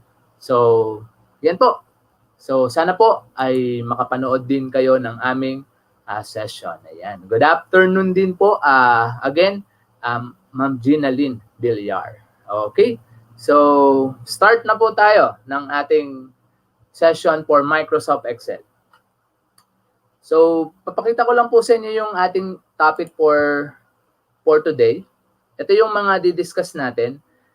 Kung may malampasan man tayo, babalikan na lang natin. Kung meron kayong question, you just type on the chat box. Later on, meron po tayong Q&A, sabi ni Sir Buenavides. Data validation using list. This one, get and transform data. Ano kaya itong get and transform data? Kung meron na po sa inyong nakagamit ng get and transform data sa Microsoft Excel, tuturo ko po sa inyo yan. At saan ba yan dati? Or saan yan connected? Then filter, ngayon, gamit na gamit natin yung filter sa Microsoft Excel. Table format is a specific table format, the chart, the flash fill. So every Microsoft Excel training, we see this very parang useful, no? Parang AI developed by Microsoft dun sa Microsoft Excel. Kasi I remember when I was in higher education, talagang nagko-code pa kami dyan. Then also, the Pixel, ano, yung gamit na gamit natin. So, bakit pa ganyan? So, parang may kwento yung ating training ngayon. So, yung kwento ng training natin ngayon ay sikreto lang. Because meron tayong i-discuss na hide sheet na hindi basta-basta hide lang. No? So, normally, we know how to hide a specific sheet on Microsoft Excel. Tama. So tuturuan ko kayo ng isang maganda kung talagang ayaw mong ipakita yung sheet na yon. So sa mga hindi manonood ayan ng session natin ngayon, hindi nila malalaman yung sekreto ng Hive chip, di ba? Okay, so after those, thank you. Tapos na yung ating session. Okay, sabi nga tapos na po yung ating session. Okay, by the way, open ko lang yung Microsoft Excel. For those who wants to do also yung ating activity for today, pwede naman kayong mag-open ng Microsoft Excel ninyo. Ayan. So, parang hindi ako nakagitna sa aking camera. Ayan. I'll just close my presentation. Wait lang po. Okay. And then we have the Microsoft Excel.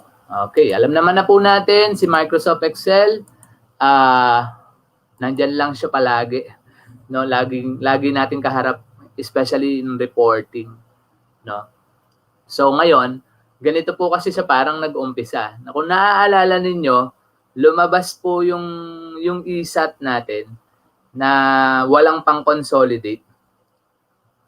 Yung update po ng ating ISAT,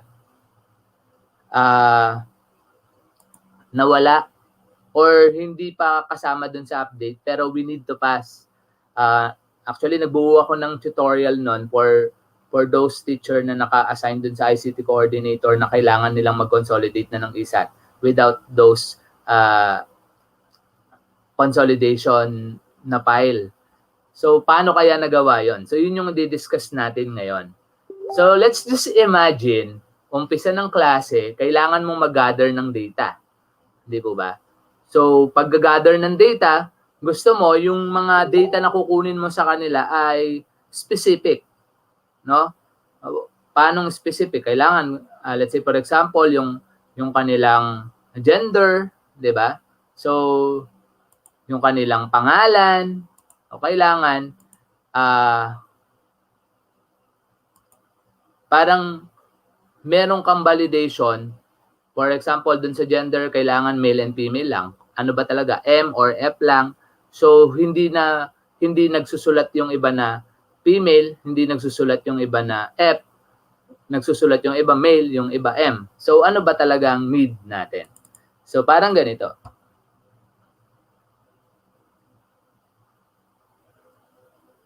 So, kailangan natin ng data. Pangalan, lakayan ko lang ng konti. Ayan.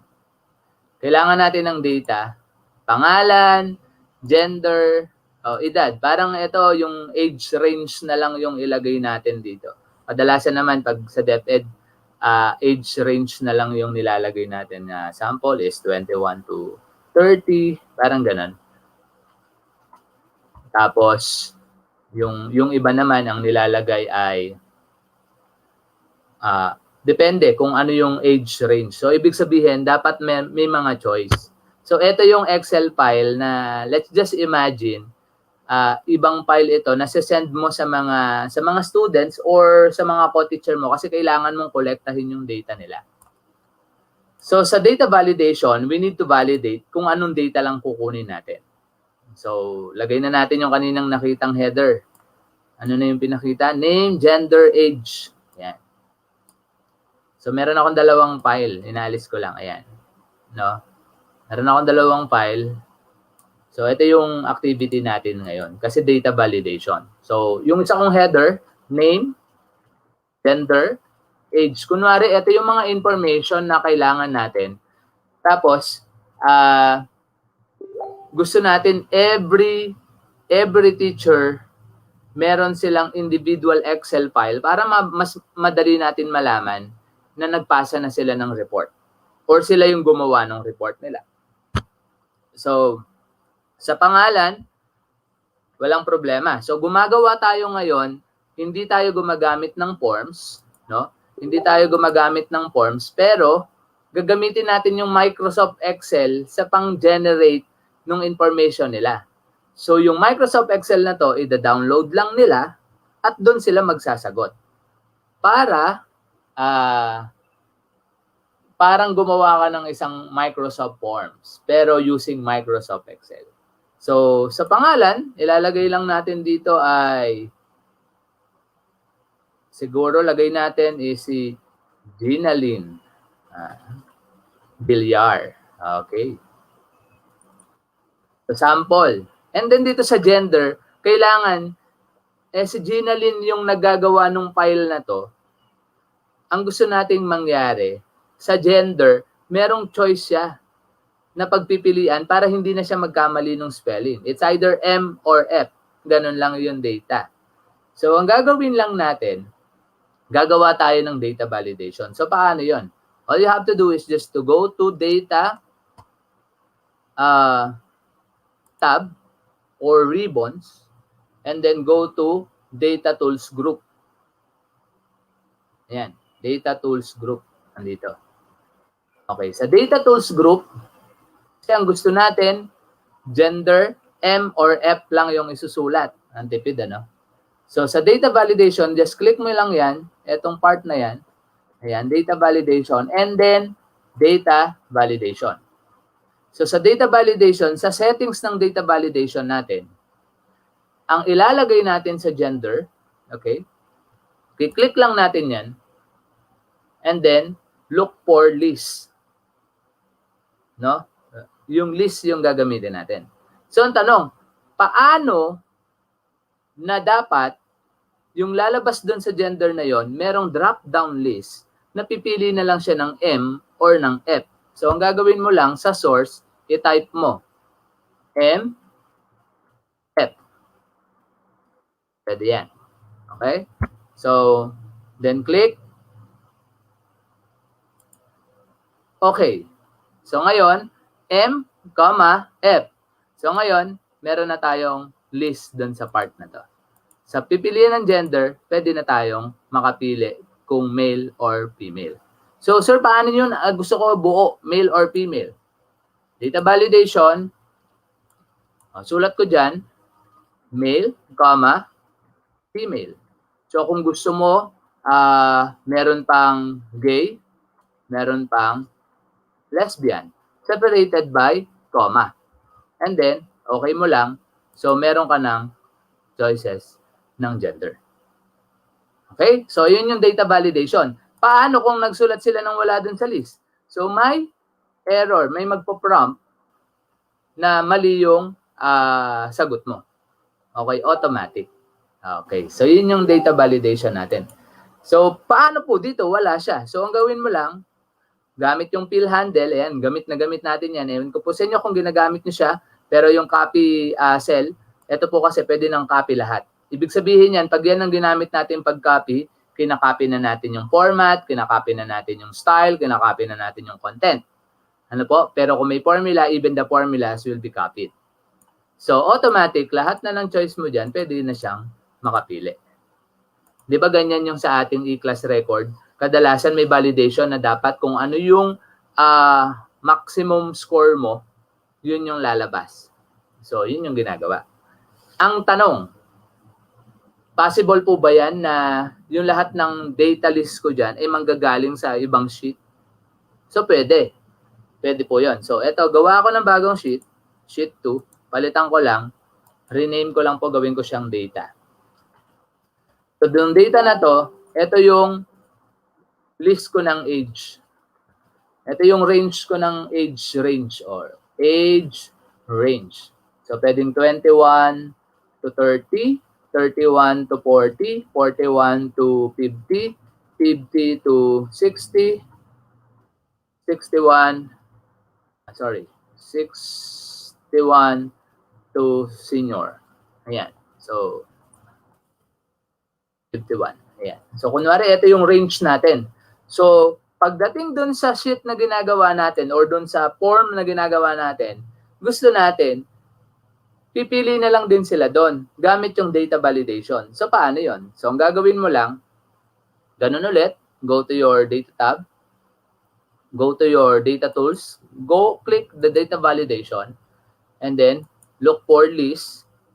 Yung data source mo, sa halip na magta-type ka dyan, i-highlights mo yung data na gusto mong gamitin.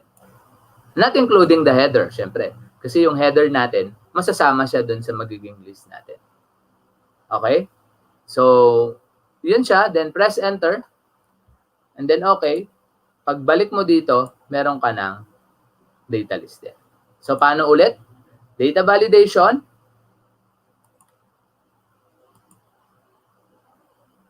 Click yung allow list.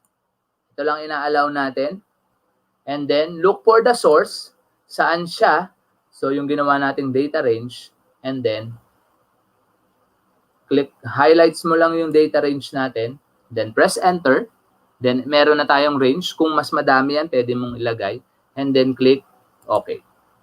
So, ngayon, meron na tayong hindi na magkakamali ng date range yung pipilap ng form na yon. Kung Excel yung gagamitin mo. Okay? So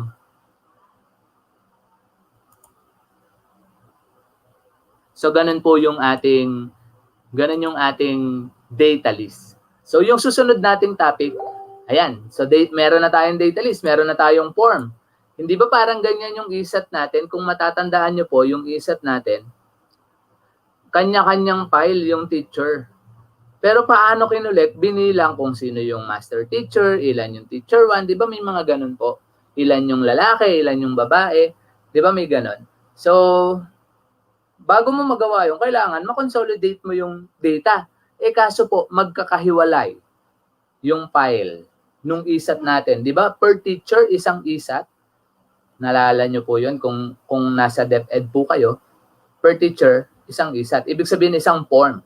So, may file na pang-consolidate. So, paano yun ginagawa? Yun po yung sagot ng get data and transform. Ano po? So, paano yun? Ilalabas ko po ngayon yung isang file na imaginein natin. Hanapin ko yung, ayan, yung May Avengers folder. So, sa May Avengers folder po natin na to, lakayan ko lang. Ayan. Ayan, yung May Avengers folder natin, ang laman po niyan, imaginein natin, ito yung mga forms na ginawa natin. Di ba gumawa tayo ng list? Tama ba? Gumawa tayo ng ating data validation na dapat tama yung isusulat nila. So, isi-save lang nila yon as kanilang file. Sample, ito si Dory. Ang nakasulat doon ay female, iayos ko lang. And then, ang age niya ay 21 to 30. Ayan. So, yun yung file ni Dory. So, save ko yung file ni Dory. Ito yung file na i-consolidate natin. Ngayon, nagawa din si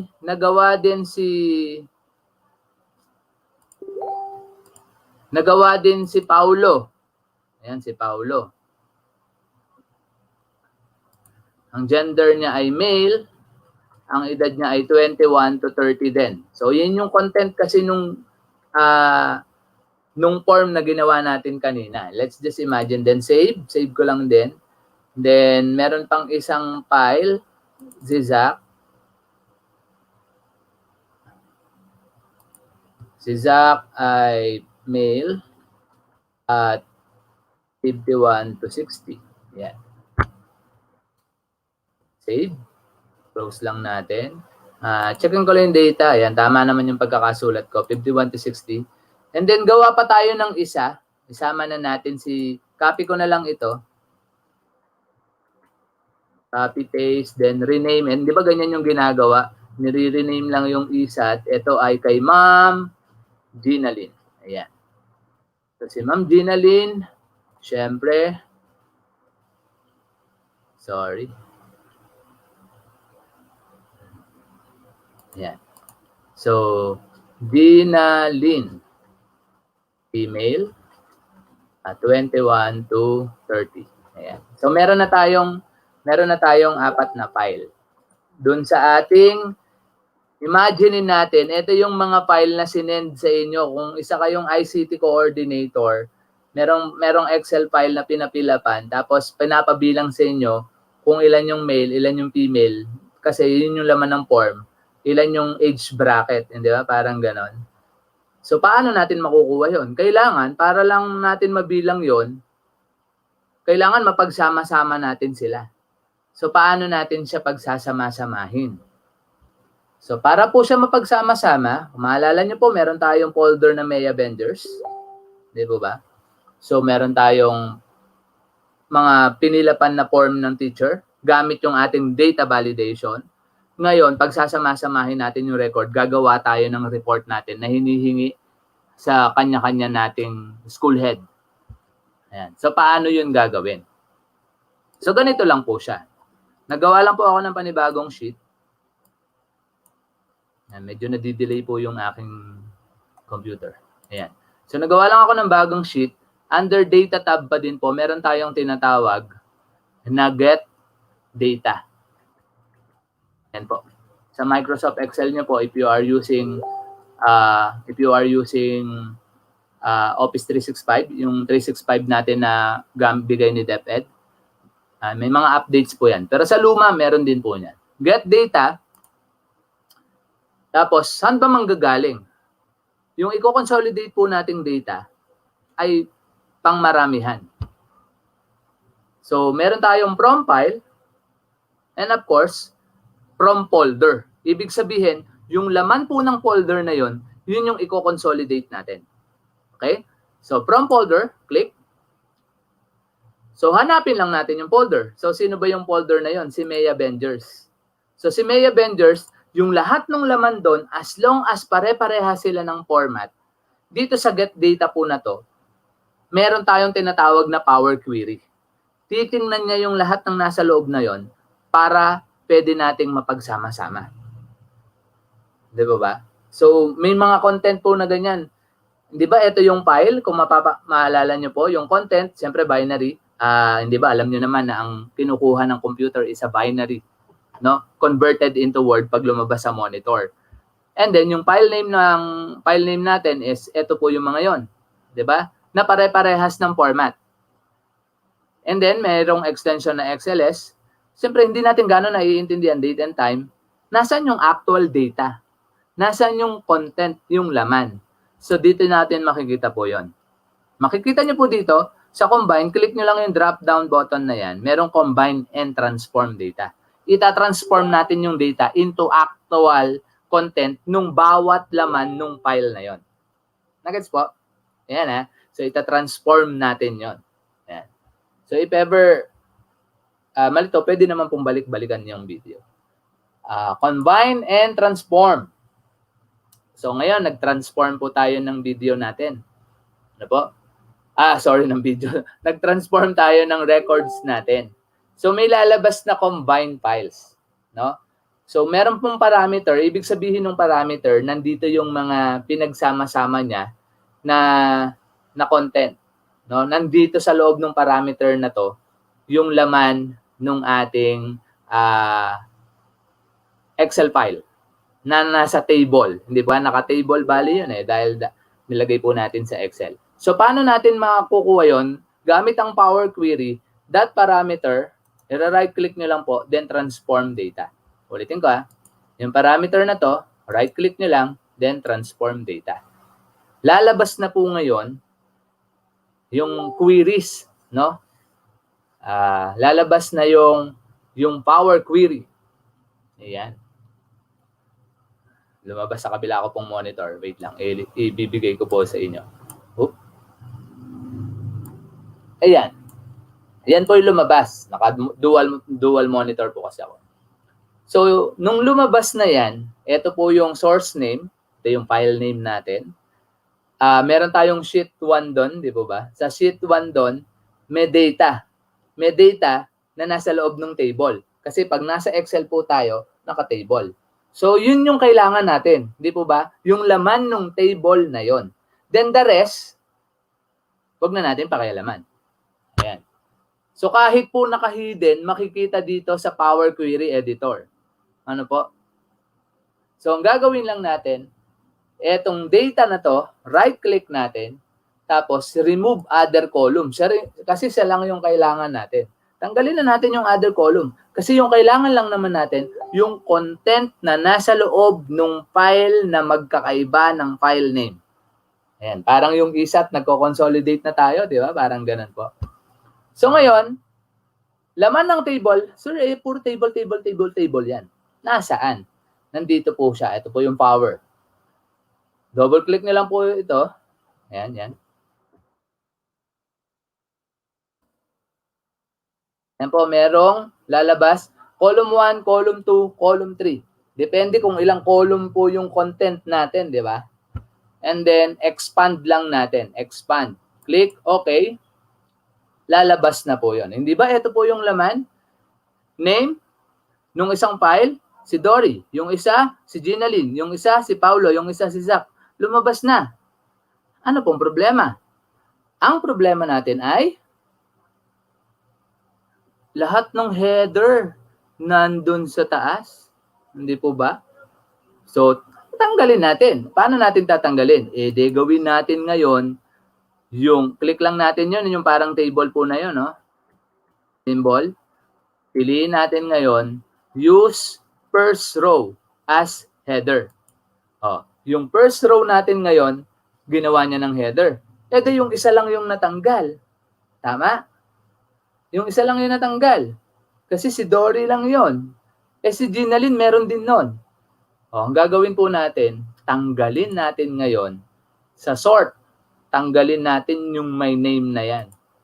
Basta may name, wag mo nang isama. Di ba? So, isang linya na yun, matatanggal na. Okay mo.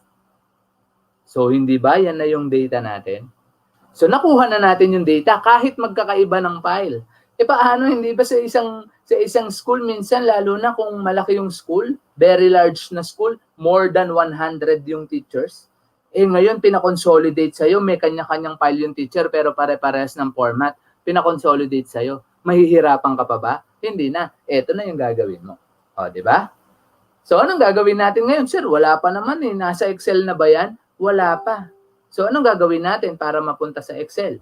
Ang gagawin natin, click mo lang yung close and load. Close and load. Click mo lang yung close and load. Ayan. Mako-close na.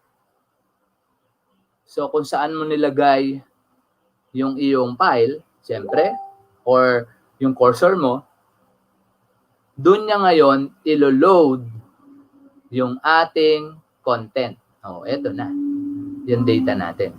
'Di ba? So, magkakasama na siya. Naka-table format pa. Hindi ba? So, sa queries and may data na tayo. Madali na bang bilangin yung male and female? Hindi ba? Madali. I-sort mo lang. O kaya, yung mga susunod nating activity, yun yung topic. So, kahit magkakahiwala yung file, pwede nating pagsama-samahin gamit sa Microsoft Excel. Okay?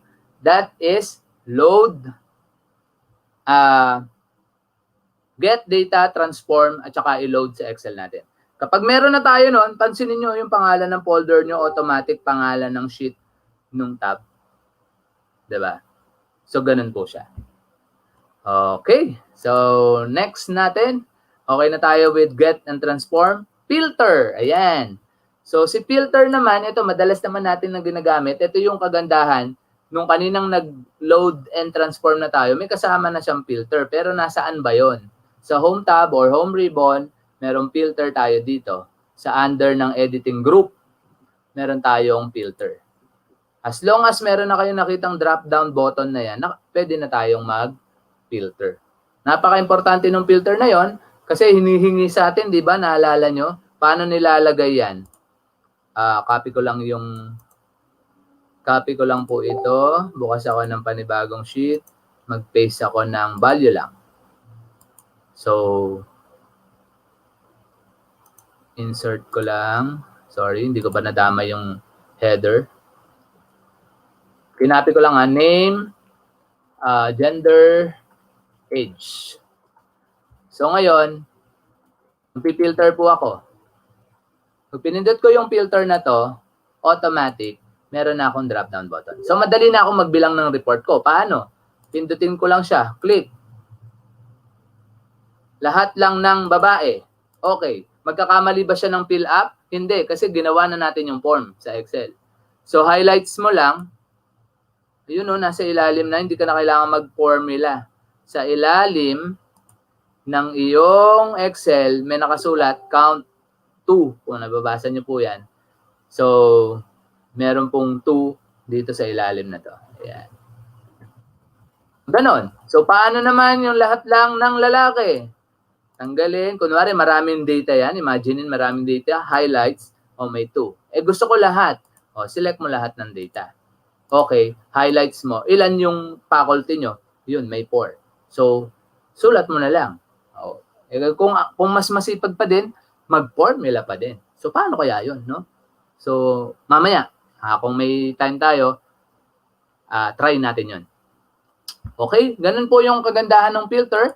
And then, meron ka ding mga custom sort, meron ka ding custom filter. It depends on paano mo isusort yan. Kunwari, isusort mo lang yung may age bracket na 51 to 60 pero babae. Meron ba nun? O, kunwari, babae lang at ang edad ay 51 to 60. Wala. So, ibig sabihin, walang record. So, 0 ka. So, tanggalin mo yan kasi 51 to 60 ang gusto mong i-display. Okay?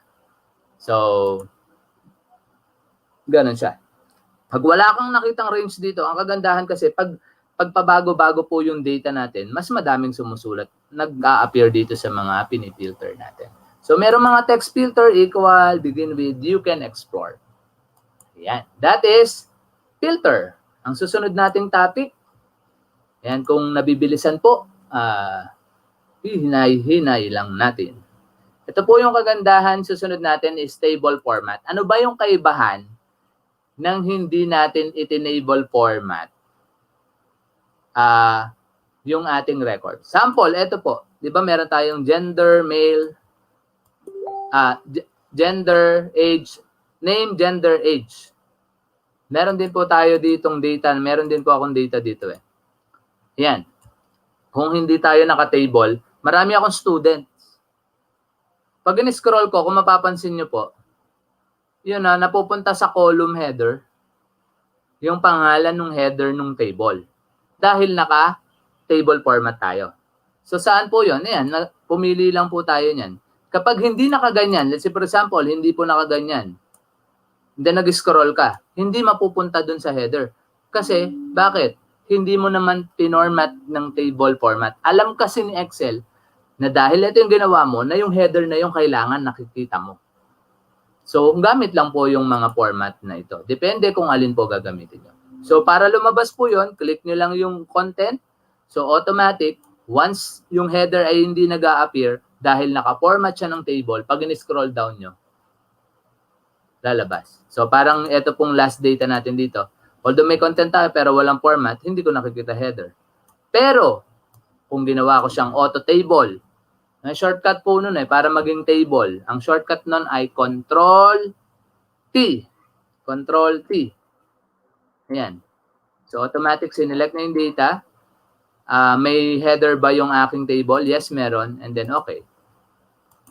I think, ang sabi, filtered range on worksheet to complete the task. Ayan, meron daw, yung range ko kasi, dapat lahat nakaselect.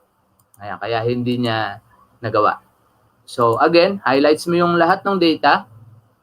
Kailangan daw, wala kapag nag-auto table ka. Control-T, my header, okay. So, meron na akong table. Pwede mo nang palitan. Table design. Pwede rin pong ganito. Select nyo, tapos pili kayo ng table format na gusto nyo. Same lang din po siya. O, kagandahan, pag nasa loob ko na, nag-scroll ka, yun po, pumupunta na dun sa ating header column, yung mga header ng table. Yun yung kagandahan. Bakit kailangan nating mag-table format? Okay. So, hindi po ba? Madali lang. So, kung nagagamit po natin yung dati, mas madali nating nagagawa yung report po natin. Next po natin is si flash fill. Ayan.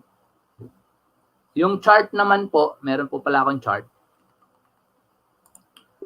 Select nyo lang yung data, madali lang naman din po yon. Select nyo lang yung data, tapos insert tab,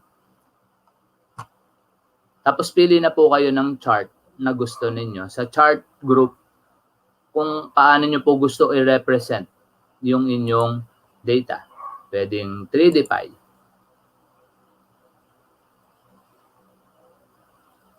So, nakadepende po doon sa selection nyo kung sino ba yung data na isasama nyo or sinong sino yung ilalagay nyong content ng data. Select data, yan, pwede po yan.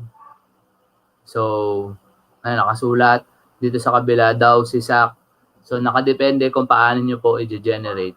Basta si-select nyo lang yung inyong data. Okay. So, pipili lang po kayo, ayusin natin. Pwede pong ganito, select, tapos age, insert,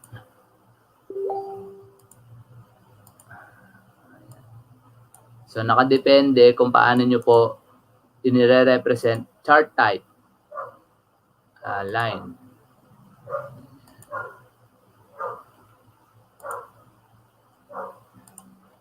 Yun, nasa ilalim kasi pare-parehas naman po yung data natin. Kaya wala din kayong nakikitang content dun sa chart po ninyo.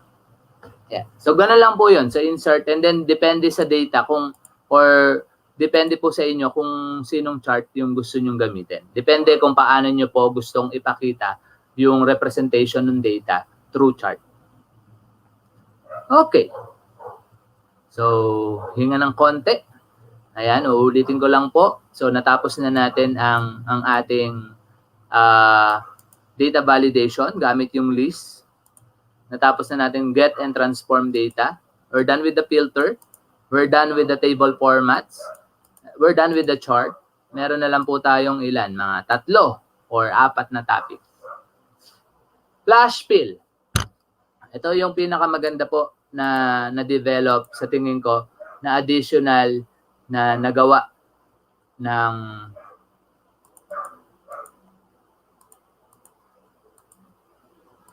ayan. So, lagay lang po ako ng data. Kuhanin natin yung lahat ng mga nanonood sa atin sa YouTube ngayon. Ayan. Para sa flash fill. Si Ruben Santos. Manny Garcia. Si Emerald Pandibad. Ginaline Villar.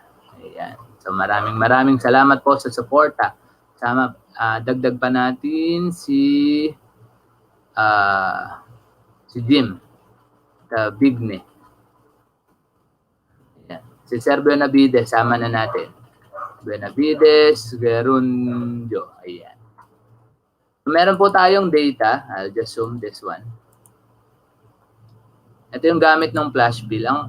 Ang flash fill po, si Microsoft Excel, as long as nakita niya na ganito yung gusto mong gawin, ano po, meron na siyang pattern na ginagawa mo, magsasuggest siya sa'yo. No, ganun siya kabait. Parang ito pa yung gusto mong gawin, so magsasuggest siya.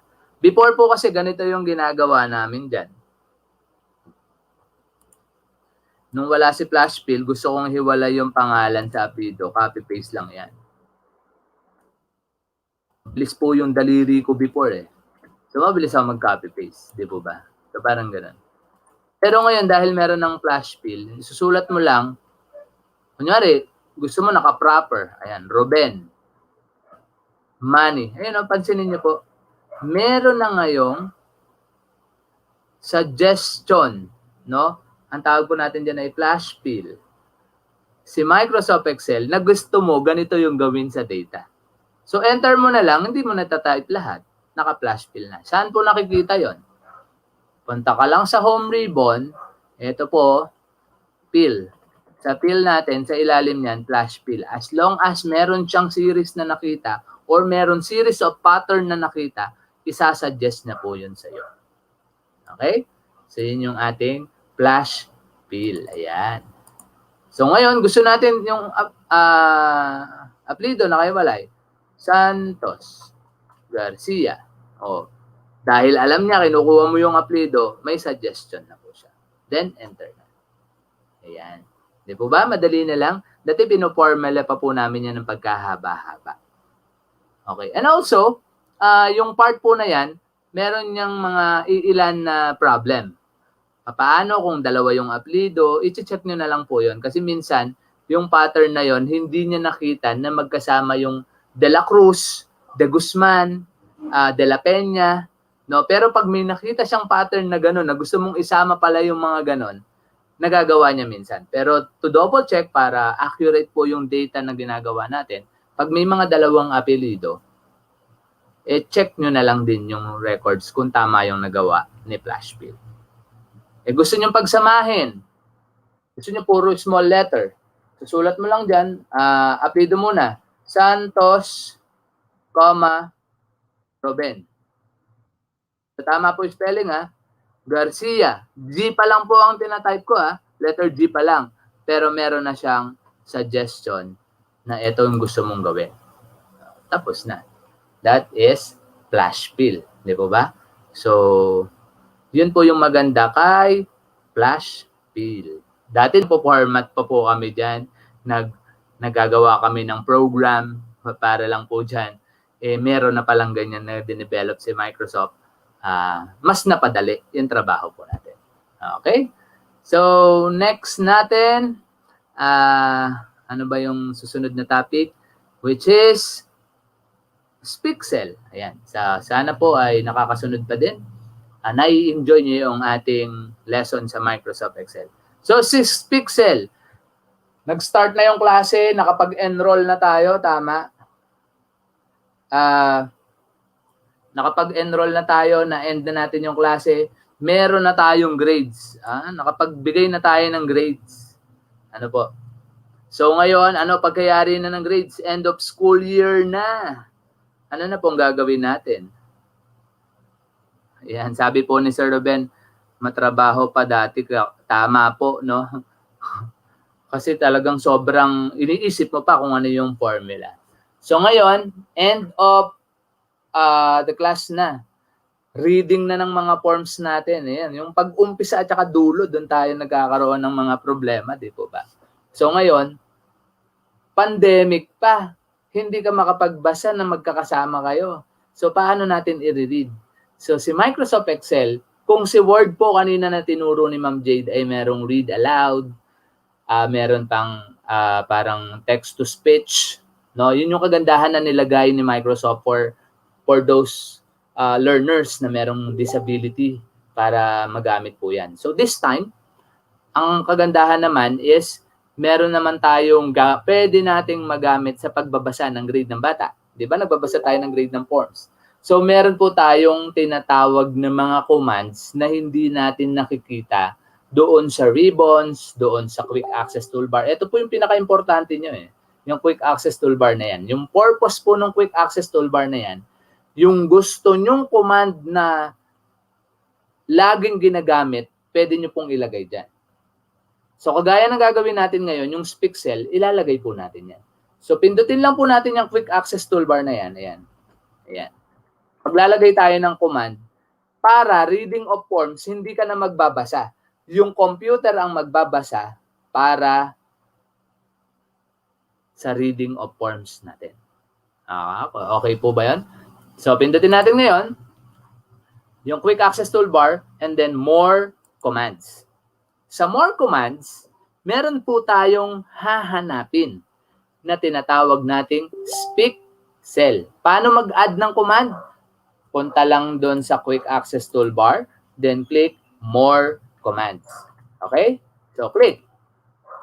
Doon sa ating more commands, hahanapin natin syempre yung commands not in the ribbon. Yung hindi pa siya kasama doon sa mga command na nakikita natin usually pag nilipat-lipat natin yung mga ribbons. Okay po? So ngayon, baba lang tayo, hahanapin natin alphabetically, Spixel. Hanapin natin, baba, letter S. Hanapin natin yung Spixels. Pag pinindot po natin yung Spixels, click natin yung add. I hope I shared my audio. Pag wala pong audio, pa-message na lang po sa director para ma-reshare ko po yung aking gan. Ayan. So, ang tanong, anong office version po yan, sir? Office 365 po, yung lahat ng mga may DepEd account. I think yung may mga Spixel simula nung 2010, meron ng Spixel. Office 2010, meron ng Spixel. I'm not sure. Pero yung sa mas late, lower version kung meron ng Spixel. I think meron. Basta parang 2010 po meron na. So Spixels, in-add lang natin. Di ba? Ito yung quick access toolbar natin, yung nasa taas. Ito lang yung button natin, save, undo, redo. So ngayon mag-a-add tayo ng Spixels. Click, okay. So meron na tayo ngayon dito. So pag pinindot po natin yan, ayan, sasabihin ng computer. May sasabihin po yung computer kapag pinindot po natin yan. Female. Spixels when enter. Spixels. So, ha-highlights natin ito. Ayan. At ipapabasa natin sa kanya. Play. 80, 70, 98, 99, 99. Meron po bang 100, audio direct? 100. So, pag hin-highlights nyo lang siya, yan.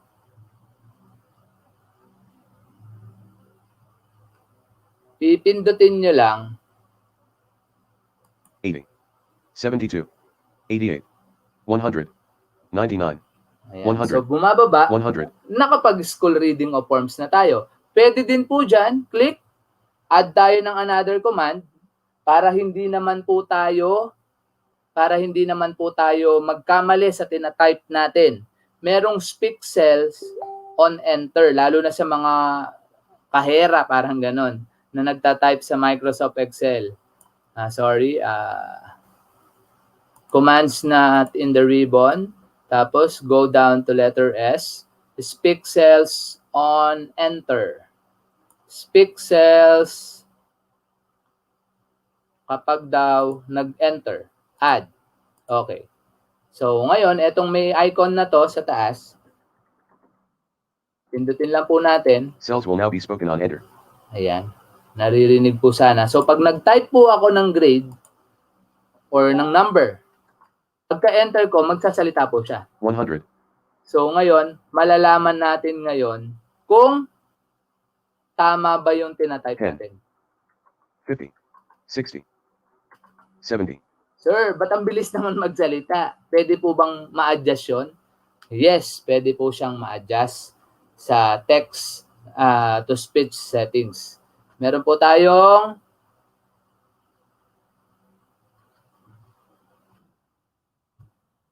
text. Ayan, medyo nag-lag.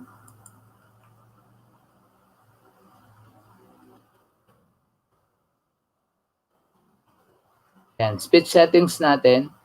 Ayan. Turn on speech settings.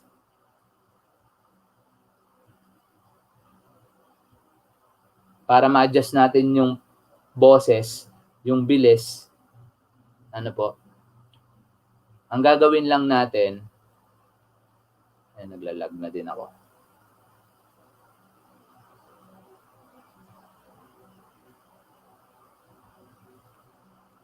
Ito po yung voice speed. Pwede niyong bagalan ngayon. Parang yung kanina, kay Ma'am Jade, meron po siyang ganon na mabilis. So, eto, pag pinabasa natin, babagal na din siya. 100, 10, 50, 60, 70. So, adjust lang natin yung settings.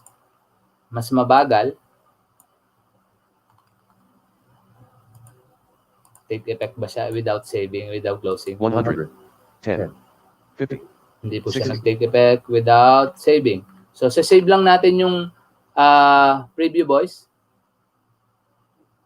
You have selected So, Microsoft ganun po siya. David So, as depende the po. default voice.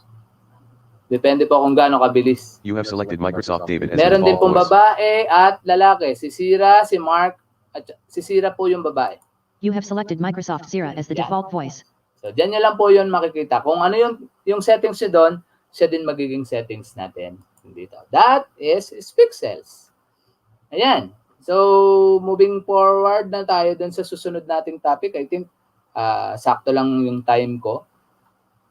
Meron pa tayong, kaya pa po bang dalawang topic natin? Okay. So, ang gagawin po natin ay i-hide natin kasi yung data natin na to, ayaw nating mapalitan. Di ba ito yung ginamit natin sa data list? Paano natin ina-hide po yung data natin na yan? So, hindi ba ang ginagawa lang natin? Nagra-right click tayo, tapos hide. Di ba? Wala na. Hindi na makikita. Yung normal, hindi pala normal, yung basic, yung knowledge na gamit ng Microsoft Excel, pwede niyang malaman yan. Kasi normal sa kanya na nag-hide ng data, yung mga importanteng content na hindi naman dapat nakikita nung pagpapasahan mo ng file na yon. So, mag-right click ka lang, may unhide na lalabas. Kiklik mo yung data, nakalabas na ulit siya. Di ba? Gusto natin, hindi basta-basta nadadaan dun sa right click unhide. Paano yun gagawin? Kasi data na to, pag dinelete niya yung data na to, mapapalitan yung sa ating ginawang mga data validation. Di ba? So, dapat medyo kahit paano restricted. So, paano? Ang gagawin niyo lang po ganito. Yung magic. Right click, view code. Konting VBA. Visual Basic po, no? Papasukan natin yung Visual Basic kung paano nagpo-program yung gumawa ng mga e-class record natin, yung sa ESAT natin, yung iba-iba pa, pero Excel lang po yung gamit.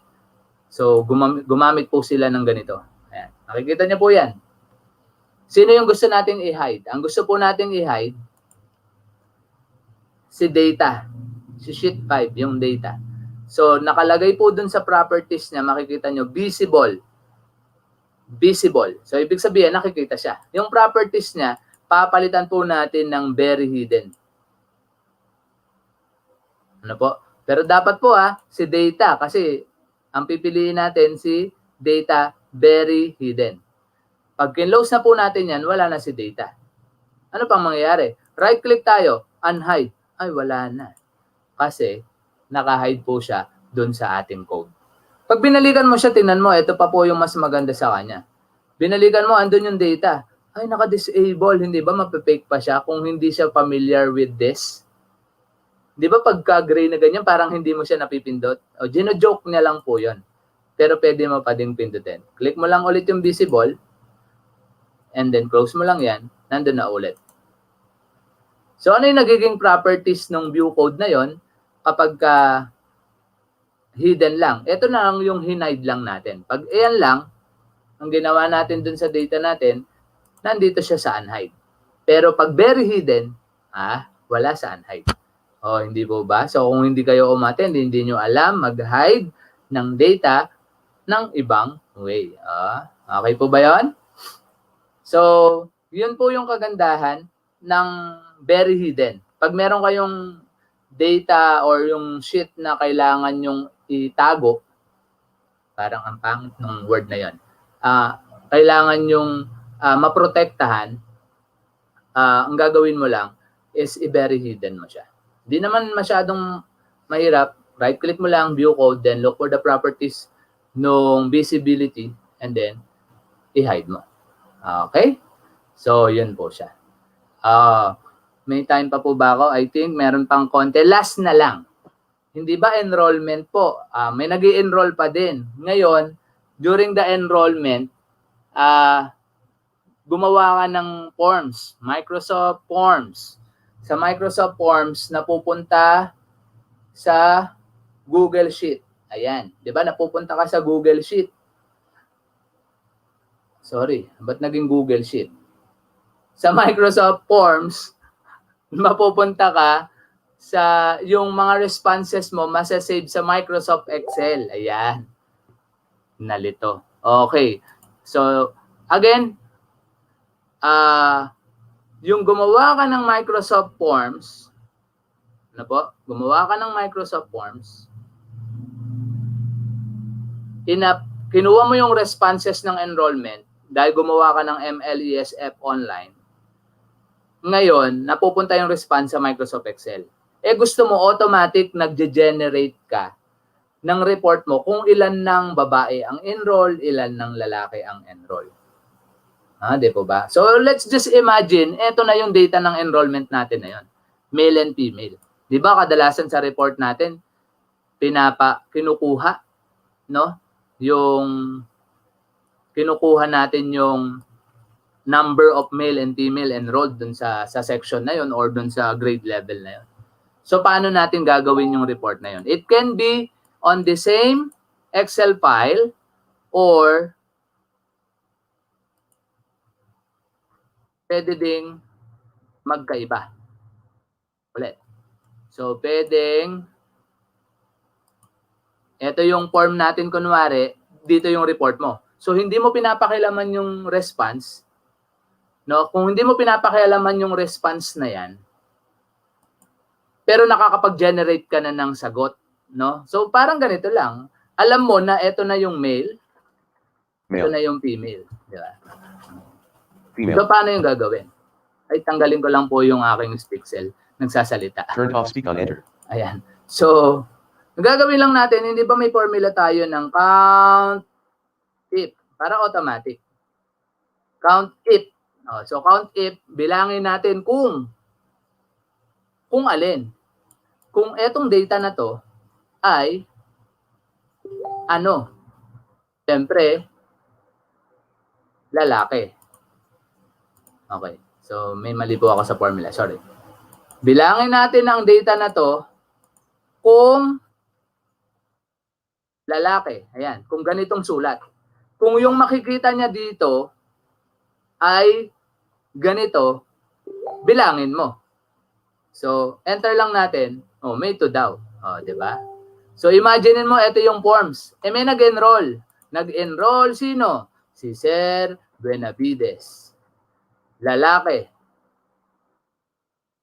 21 to 30 yung range. So, pansinin niyo po, ilan na siya? 3. Hindi po ba? Dahil naka-auto table tayo. Oh. Paano ngayon, hindi ako sumama dun sa auto table? Sumunod si Sir Ruben. Male. 21 to 30. 4 na automatic. Hindi po ba? Wala dun ako sa auto table, ganito. Naging problema. Meron ako ditong male. Sinong nag-enroll dito? Si Sir Art. 41 to 50. So, hindi niya na mabibilang. Hindi ba? Imaginein mo, yung forms mo, alam mo naman na yung buong data na yon, yun yung data mo for gender. So, anong gagawin mo sa formula mo? Ang gagawin mo sa formula mo, puntahan mo yung formula mo dito. Hindi po ba? Count if. Ang gagawin mo lang sa formula mo, ulitin natin ang formula natin. Di ba nakalagay po dyan? May Avengers. Ayan. So, A2. Gawin mo lang ganito. Mali. Equals, ulitin ko lang po, count if. Yung range natin, ganito lang po siya. Sa halip na maglalagay tayo ng range na ganito, yan po, B2 to B7. Tanggalin na natin yung number. Ang ibig sabihin yan, hanggang dun sa pinakadulo nung cell, kasama mong bibilangin basta meron kang male doon. Di po ba? So, then, comma, anong bibilangin mo? Male. Sorry, nagulo. So, comma, ang kulit ng keyboard. Male. Ayan. Enter. O, 5 na. O, kahit saan ka na magsulat dyan, di ba ganyan yung enrollment kadalasan? Kung hindi naka-data table yon, hindi automatic. Dahil, alam naman natin yung formula, magbibilang na siya. So, paano naman yung female? O di, bilahin mo na lang, i-copy mo, may 2 female ba dyan? Oo, 2 nga. Dagdagan natin female. 3 na, dagdagan natin female. Doon tayo sa dulo, doon nalagay yung female. Kahit saan siya mapunta, pwede. Yun yung kagandahan ng formula natin na, anong formula yon? Ang sabi dito, lakihan ko lang ng konti para makita ninyo. Sorry. Ang formula na yon ay, B to B. Ibig sabihin, yung buo na yon. So kung meron kayong enrollment at gusto nyo ma-consolidate, mabilang kaagad, yan lang yung formula natin. Okay? So with that, I think time na po. Maraming salamat po sa inyong pakikinig. Again, ako nga po pala si Tutor Paulo, pakisuportahan sa aming Itulay session every Friday. Salamat po!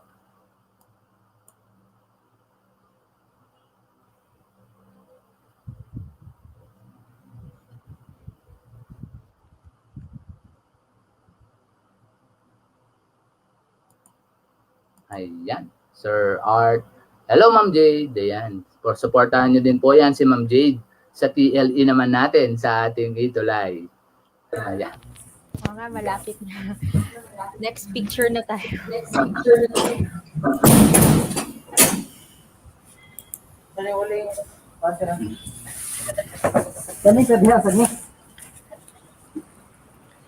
Ayan.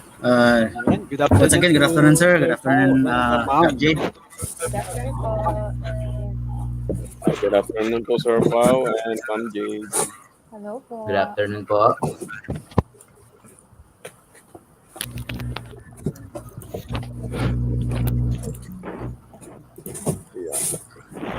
So, start na po tayo ng ating Q&A. So, tingnan po tayo ng mga questions regarding sa ating topic for today. May tanong po ba ang ating mga audience?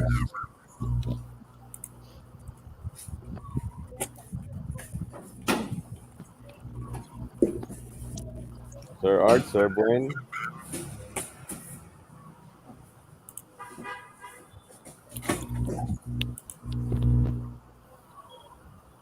Ayan, mukhang wala pong tanong, ano? So far, sir, wala pong nakita mga katanungan sa chat box natin. Mukha, sir, na na-hit mo lahat. Na-hit yun lahat ni Ma'am Jade yung itatanong nila. So, for me, the topic is very clear and talagang maintindihan po lahat. So far, wala po tayong makikitang tanong sa ating chat box sa YouTube. Ayun. Kayo, Sir Art and Sir Boy, may tanong ba kayo? Yan, wala so far, wala. Madami sir, pa tayo so far. natutunan sa sa discussion po na na-share ni Ma'am and Sir sa atin this afternoon. So super thank you po sa information na binigay po ninyo sa participants ng DigiField Tech Nation. And asahan niyo po din yung support na namin po sa inyo. Yan, pagpasensyahan nyo na po ang aking boses at parang bedroom voice po ako ngayon dahil tinamaan po ako. Ayun. Tinamaan ng lagnat. Yan, kailangan din ng pahinga, sir. Oo nga po. Especially, facing na tayo sa ating first day of class natin. By Monday na po, di na po mapigilan. Yes po.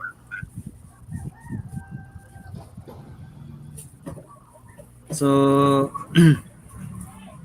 since wala na pong mga katanungan, maybe Sir Art, Sir Norman, let's proceed sa next part natin. Sige po, talagang wala akong makita kahit ano.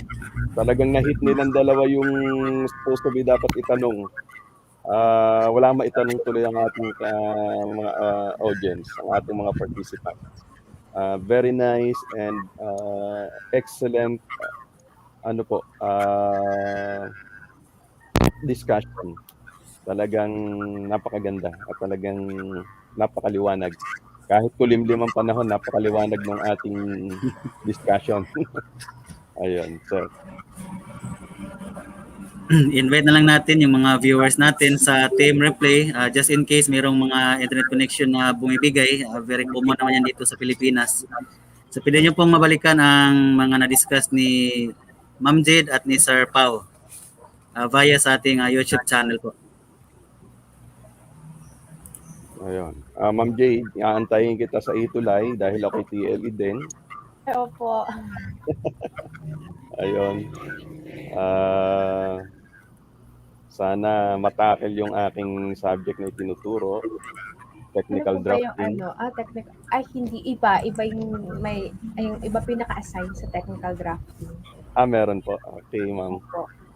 Sige. By the way, ano din, magda-drop by din ako din, ma'am. Wala na po problema, opo.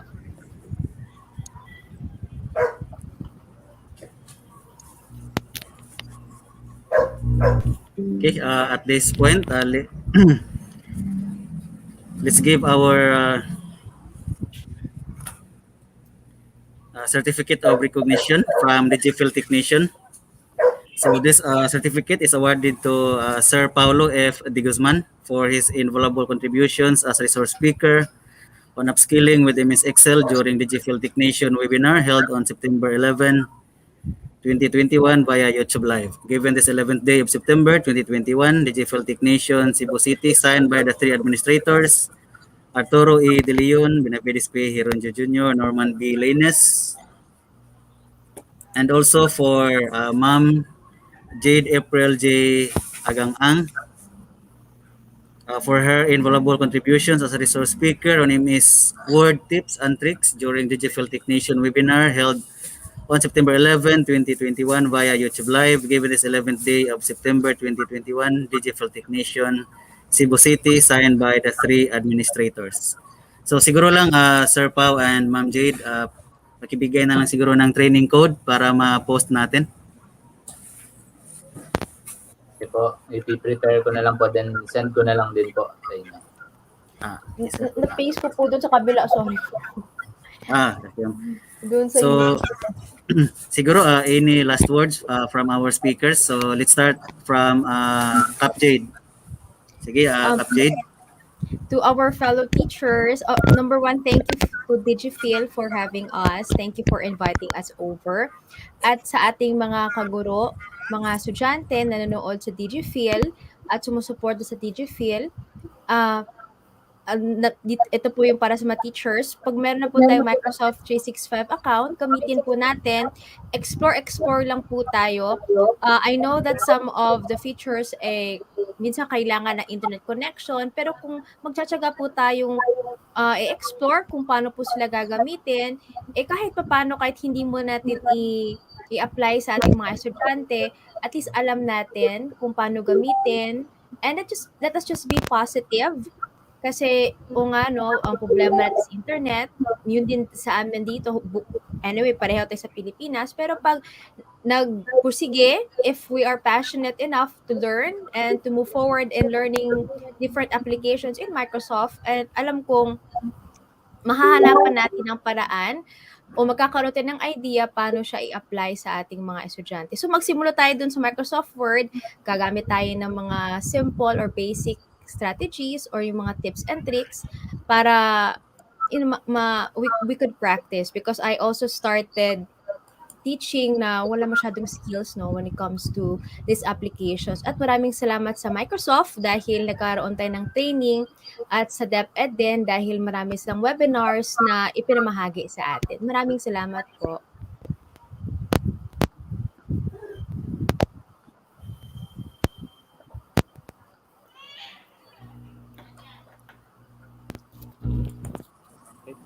Okay, thank you, Ma'am Jade. How about Tutor Pau?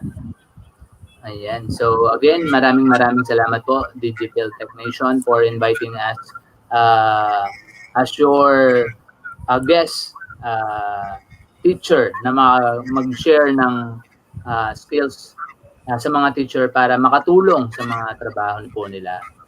Sa trabaho natin bilang guro, talaga namang sobrang, lalo na ngayon, napakarami. So maganda po yung mga ganitong training na kinakandak ng iba't ibang organisasyon, even sa ating departamento sa DepEd, meron silang ganito. Pero nandito yung DigiField Technician na talagang gumagawa rin ng paraan para mas lalong ma-spread yung mga tulong sa ating mga kaguruan para mapadali ang kanilang trabaho. So maraming salamat at nagiging tool din po kayo para makatulong sa ating kaguruan. Maraming salamat po sa mga nanonood at sumusuporta sa DigiField Technician, at patuloy lang po tayong laging magpursige at yung isang bagay na sa tingin natin talagang nahihirapan tayo ay basta importante enjoy natin yan kahit gaano kahirap, walang imposible na hindi natin magagawa. Lalo na kung kagaya po nito ay nagtutulungan tayong lahat. So maraming salamat po sa inyo. And isa pa po, again, wag niyo pong kalilimutan, kasi po kaya po ako nagpo-promote ng ganito kasi first time ng Senior High School ICT sa DepEd Itulay, which is the programming na makasama doon sa Itulay. Kaya I hope na yung mga kaguruan natin dyan na nagtuturo sa senior high school programming, nandun po kami para magbigay ng tutor sa ating mga estudyante. Pwede niyo po silang papanoorin every Friday. Kasama ko po sa department namin si Ma'am Jade. Sila naman po ay na-under ng TLE department. Ayan. So again, maraming salamat po sa inyo. Naway may natutunan kayo sa aming mga na-share. Thank you po.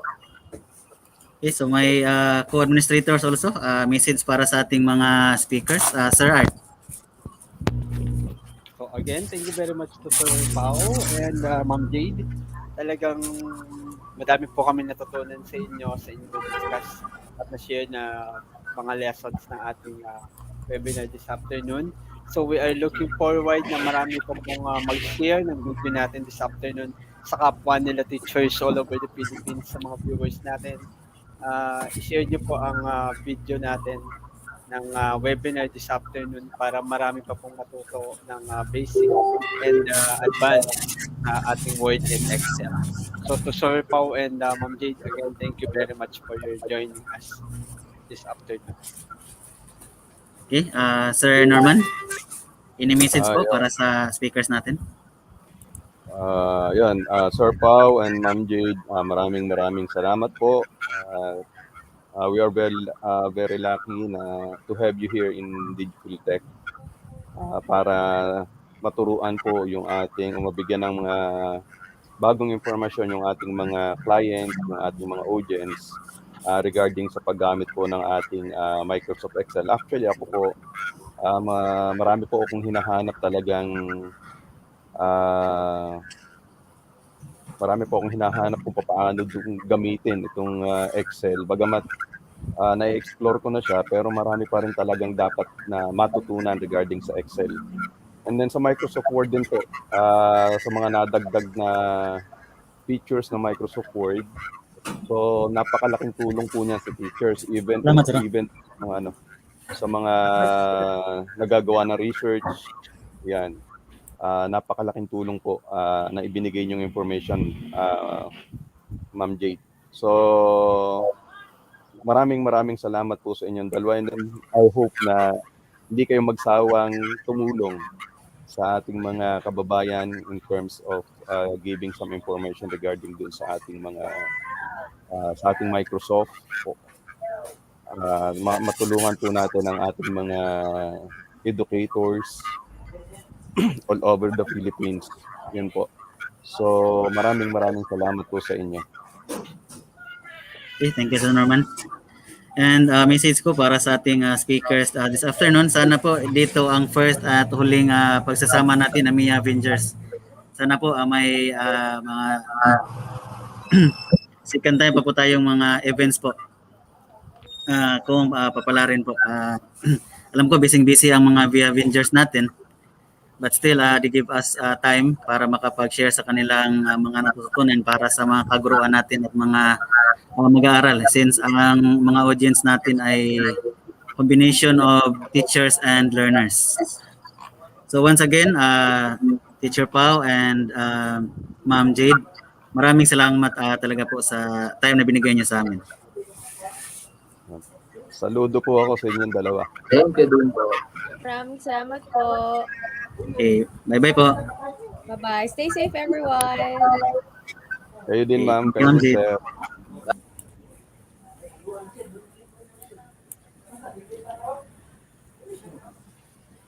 Okay, Sir Art, Sir Norman. Tapos na naman tayo ng ating webinar. So, thank you very much sa team Mia Avengers. Again, thank you to our Sir Pao and Sir Ma'am Jade. Yan. So sa lahat po ng participants natin, you may able to claim your certificate using the redeem code. So it is already within our comment section, within our YouTube. Okay. So when my request how to redeem the code, redeem the certificate. Okay, sige. At tulungan natin sila makakuha ng certificate. Kindly demonstrate how to redeem the code. Okay. So dear participants, please bear with me in doing the steps for claiming the training code po. Okay, so first ay type lang po natin ating browser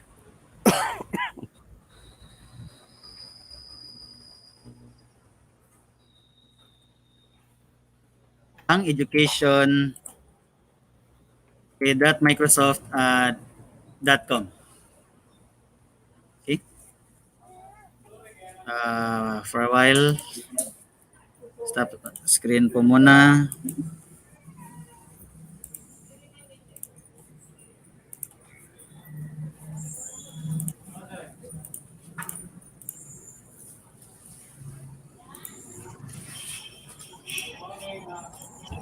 Okay, so again, dear participants, first po ay proceed po muna tayo sa ating browser. Tapos type natin ang education.microsoft.com. So again, education.microsoft.com. So after po natin makapasok dyan, okay, so click enter.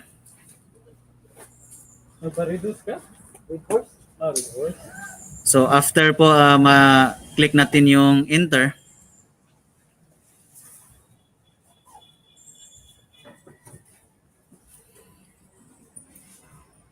kung meron po tayong account, ay login lang po tayo. Kung wala po ay gawa po tayo ng account. Okay? Using your Google account or your Microsoft account.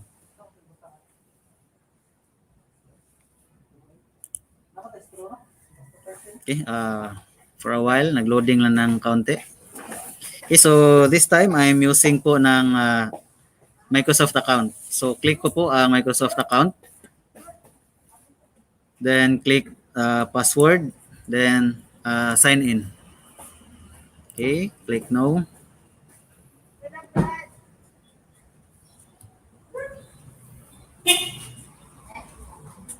So ito na po ang interface after na nating nakagawa ng account at nakapag-sign in.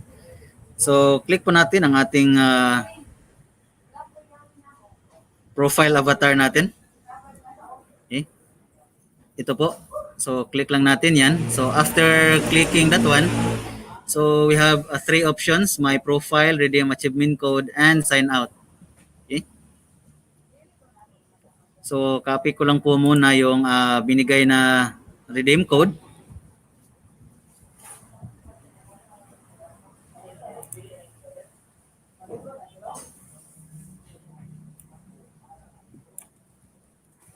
Okay.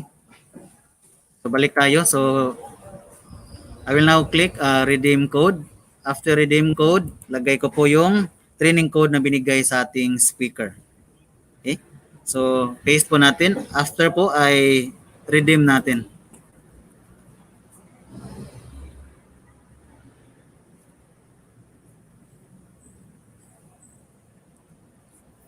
Okay, for a while balikan ko lang.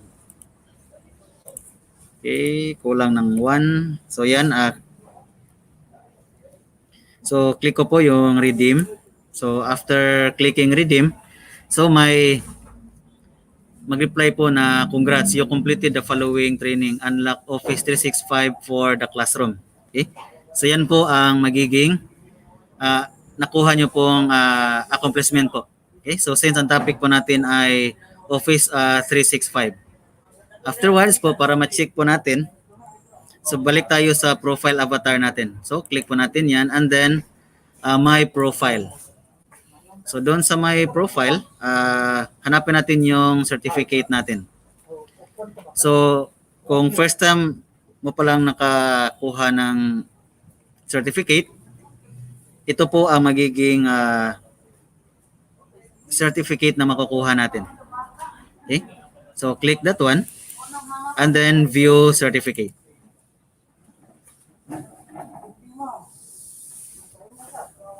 Then yan na po ang magiging certificate. And take note po, ang certificate po ay coming from Microsoft.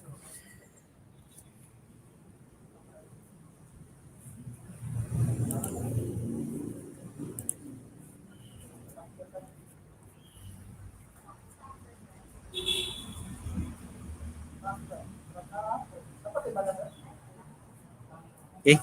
So, yung unang certificate na binigay po ay that is for intended sa topic na MS Word. So, si Sir Pau po or si Tutor Pau ay magbibigay din po ng code para sa kanyang topic about Excel po. So, doon na lang po namin ilagay sa comment section po sa ibaba ng ating YouTube channel sa topic na Word tips and tricks at saka sa Excel. Okay?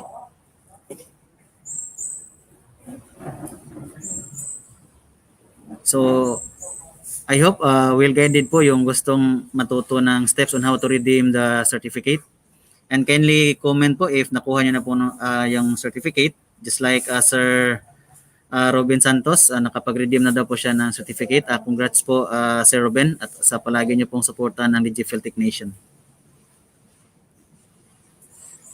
Okay, paki-feedback lang po if nakuha na po yung certificate from Microsoft.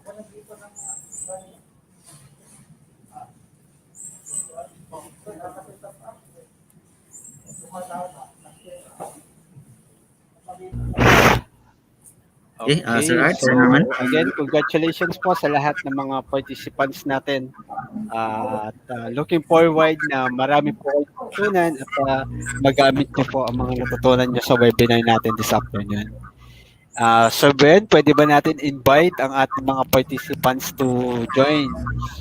Samahan nila tayo mamaya sa Yes, sir. ating another webinar. Okay, for a while. Pwede ba natin i-flash ang ating poster dyan? So, to all the participants sa ating pong viewers and supporters po ng Digital Technician, thank you very much po sa pag-join po ninyo this afternoon. And the team Digital Technician inviting you to join the webinar provided by IGP, Institute of Global Professionals, this afternoon.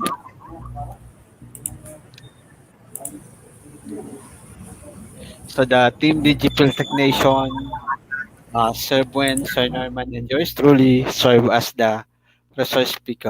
The participants. Yes, sir. So yan po, dear participants, we're inviting you also. So mamaya pong sa Philippine time natin ay 8 p.m. po. So ang overall topic po ay supporting learning through interactive learning tools. So kami pong tatlo ang mag-present, si Sir Art, si Sir Norman. So mamaya po yan. So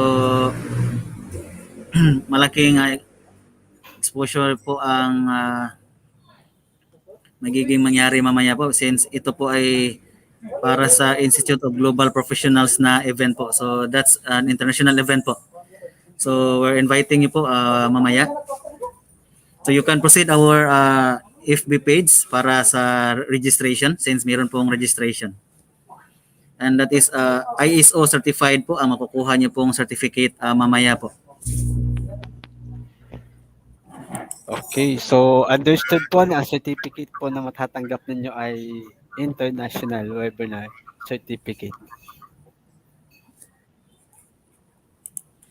So again, mamaya po 8 p.m. live po ang Team Digital Technician sa IGP, Institute of Global Professionals. And Okay, so we are may about feedback, Sir Art. Si participant Elmer Binabon. So sabi niya, unlock Office 365 for classroom, instructor-led training completed on 9/11/2021. Yan po ang laman ng certificate na nakuha niya from sa ating natin. Sa code. Discussion natin this afternoon sa code. Yan. Opo.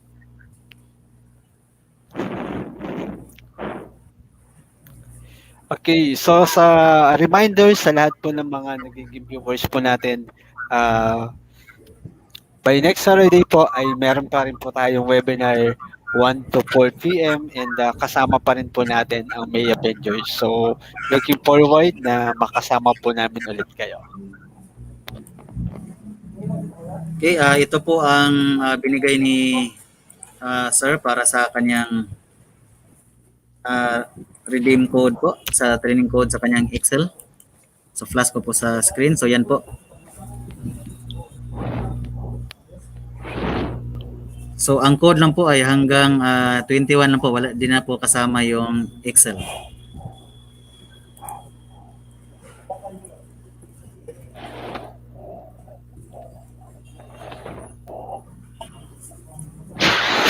Okay. So I hope makuha nyo po ang mga certificates na nilalaman ng dalawang training codes po natin. Okay.